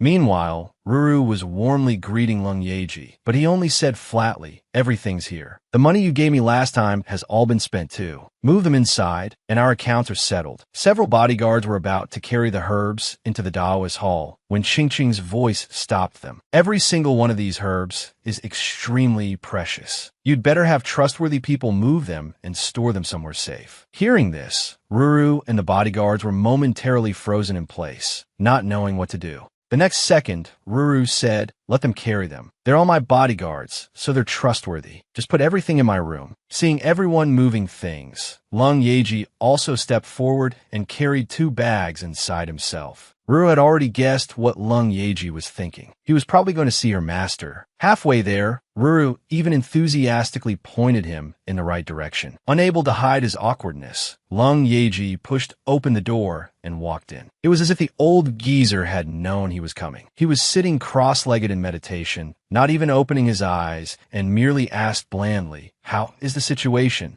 Kneeling on one knee, Lung Yeji replied, "Master, a small faction of the demonic Tao suspects that the heavenly book may be with me, but they're only testing the waters. This disciple has already eliminated 3 groups. It's just that these people seem to have tracked me through little junior sister. Have they already noticed where the heavenly book is?" Hearing his disciple's report, the old geezer opened his eyes, took out 3 talismans from his pocket, and handed them to Lung Yeji. "These 3 protective talismans can save your life at a critical moment. Don't worry about Ruru. Someone is protecting her." Then he waved him away, signaling for him to return quickly. At that moment, Ruru was lying outside the door, curious about what her master and senior brother were mysteriously talking about. Do you know what Ouyang Feifei's catchphrase is? The Piao Miao Daoist Hall was becoming more and more popular. Aside from those coming to seek fortune-telling or have Sha dispelled, many were also interested in Taoist matters, because the Tao pursues cultivation and immortality, longevity, and eternal life. Her senior brother Xiankong, Ouyang Feifei, had recently become very popular. With his handsome looks and deep eyes, his glance alone was enough to make people sink into his charm. His free-spirited bearing attracted the favor of many. Just as Ruru was about to leave the Taoist hall, Director Li from the Health Bureau strode in. He startled the group of girls who had come to look at Ouyang Feifei, leaving them flustered. Director Li from the Health Bureau had brought a group specifically to thank Ruru because she had saved 13 kindergarten children suffering from food poisoning. Normally, Ma Banxian and Mu Yu would handle this sort of reception,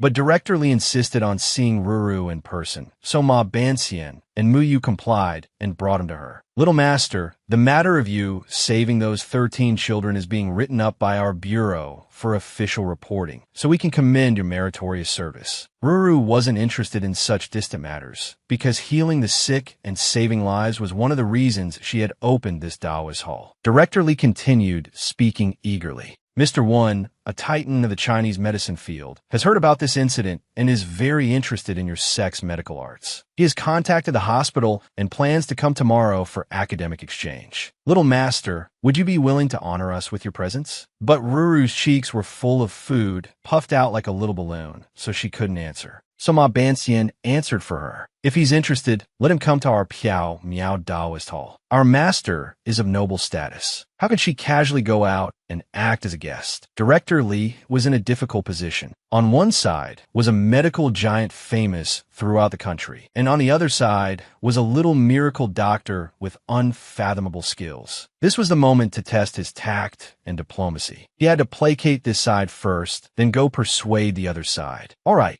I'll go discuss it with Mr. Wan and have him come to your hall tomorrow for the exchange." That night, after returning home, Ruru happily took a medicinal bath. After getting out of the bath, she felt refreshed and comfortable all over, her muscles and bones at ease. She suddenly thought about how she had obtained the ancient needle essence and wondered whether her comprehension had improved. Could she now see more content in the Piao Miao Heavenly Book? On the yellowed pages, the strange text on the second page came into view. Since she had recently learned quite a bit of talisman script, she recognized the contents of the first line at a glance. Xiaoyao laughing palm. After returning home that night, Ruru enjoyed a lovely medicinal bath. The warm liquid bathed her skin, and the herbs brought out their full fragrance. After coming out, little Ruru felt clear-headed and wonderfully relaxed, her muscles and bones completely at ease. She suddenly remembered that after gaining the ancient needle essence, her comprehension might have improved. Could she see more of the Piao Miao Heavenly Book now? On the yellowed page, the strange characters on the second page appeared before her eyes. Since she had recently learned quite a bit of talismanic script, she immediately understood the first line, Xiaoyao laughing palm. Just from the name, she could tell it wasn't a technique with particularly strong destructive power. She sat cross-legged and memorized everything on the second page until she could recite it fluently. This cultivation session wasn't as earth-shaking as the last one, which had summoned thunder and lightning. This time, Only a small whirlwind flickered around her, blowing her dark hair as it danced in the air. An hour later, starlight gathered in her mind and transformed into a thin golden thread. It flickered in and out of sight, radiating a flowing golden glow. Ruru then thrust a palm into the air, but it didn't produce the effect she wanted. The next moment, using 3,000 thunder movement, she flashed away in an instant. She appeared right behind Ouyang Feifei. Ruru wanted him to help test her new technique. Ouyang Feifei's face darkened, but he could only nod in agreement. Ruru proudly said, "I just mastered a new technique. It doesn't have much power, but I want you to experience it." "No power?" "Hum." After saying that, Ruru shouted, "Xiaoyao laughing palm," and struck the wall with one palm. Only a faint palm breeze brushed past, and then there was nothing. Ouyang Feifei thought it looked utterly ordinary. What was there to test? But since his little junior sister had made a request, he would satisfy her. "Come on, senior brother will stand right here and take a palm from you." There was even a hint of amusement on his face. If her palm turned out weak and powerless, should he pretend to be blown flying to help her save face? "Thank you, senior brother." "Watch closely, Xiaoyao laughing palm." A palm struck out with a bang.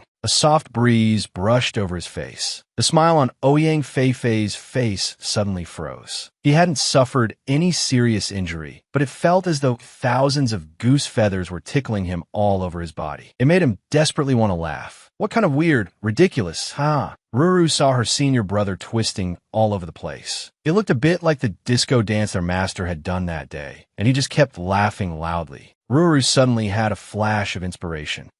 I know how to use this now. A sly smile rose at the corner of her mouth. Using 3,000 thunder movement, she vanished, leaving Ouyang Feifei behind, scratching all over in distress. Having learned a new technique, the 4-year-old immediately thought of her bargain bin master. So with another use of 3,000 thunder movement, Ruru flashed to her master's side. She smiled sweetly at the old geezer and used Xiaoyao laughing palm on him. But the next second, the old geezer gave her a spanking and glared at her. "Stinky Ruru, you dare use that on your master? That deserves a beating." Not long after, however, her master explained the use of Xiaoyao laughing palm to her. This palm can make the enemy laugh uncontrollably for 30 breaths. If you encounter a powerful foe, then with your 3,000 thunder movement added in, escaping will be absolutely no problem. The next day, Director Li arrived at the Taoist hall early and warmly greeted Ru, then introduced the old man beside him. "This is a titan of our Chinese medicine world, Mr. Wenlang." But Ruru asked half understandingly, "What's a titan?" Seeing her expression, Director Li broke out in sweat. How could she not even know what a titan was? So he explained it to her. It means the kind of person famous all across the country. After hearing that explanation, Ruru merely replied with a single indifferent "oh." Director Li nearly fainted. He had gone to such trouble to invite this honored guest, and now this little miracle doctor was just leaving him hanging? So he could only laugh awkwardly and introduce Ruru to Mr. Wen. Hearing Director Li's introduction, Elder Wen also greeted Ruru cheerfully. "I'm not really any kind of titan. I came this time mainly to learn humbly from you." At this moment, however, Ruru only opened one eye and glanced at him. Seeing that Ruru wasn't paying him any attention, Elder Wen went on by himself. "I've long heard of your sex medical arts. Today I brought a case with me. I wonder if the little miracle doctor would be willing to treat it and offer some guidance." At a snap of Elder Wen's fingers, a man in a tank top walked over. He suffered from muscular atrophy and had already taken Western medicine. He had also tried Chinese medicine, but the results were ordinary at best. Without saying much, Ruru simply told the tank top man to stretch out his hand. After placing her hand on his wrist, she began to speak. "Your sinews and bones are obstructed and stagnated, causing poor circulation of qi and blood, which has gradually led to tissue necrosis. Acupuncture can treat it. If the meridians are needled 3 parts deep to dredge the sinews and bones, it can be cured." Hearing Ruru mention acupuncture, Elder Wen said, "I've tried that method before, but it wasn't very effective." Upon hearing that he had already used acupuncture, Ruru immediately retorted, "That's because your skill wasn't good enough, so of course it had no effect." But when Elder Wen heard her say it could be cured, he immediately became interested. "But what?" To his surprise, Ruru immediately turned her head and asked Ma Banxian, "How much should we charge for treating this illness?" At that moment, old Ma was overjoyed. His little master had finally caught on. Director Lee still wanted to say something, but Elderwin interrupted him. Let's call a donation. The amount is up to you. The next moment, Elderwin coughed a few times and said, for this condition, Western medicine usually costs anywhere from $30,000 to $300,000. As long as you can cure him, I can give you 10 times that. How about it? Ruru had no concept of money. When she saved people, she only charged symbolically. So she took out her acupuncture needles and prepared to begin.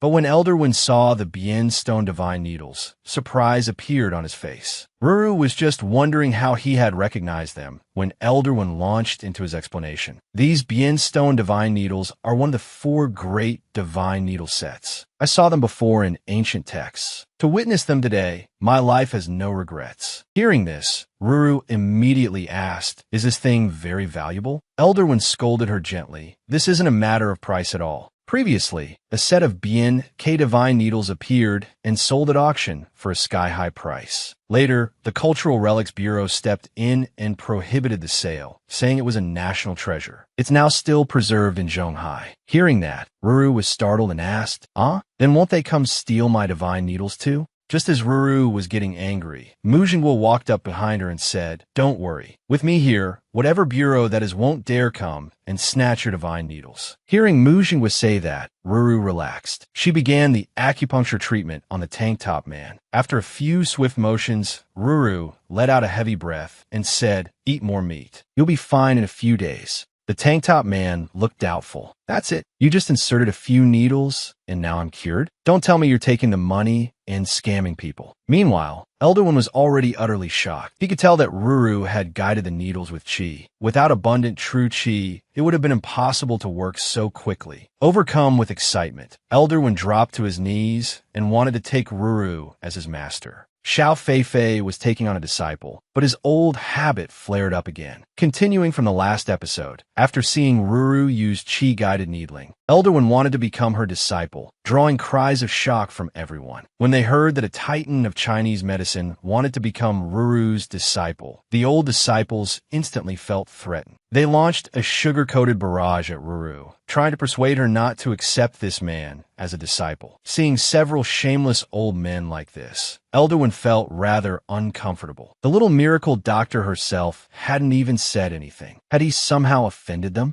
But the next second, Ruru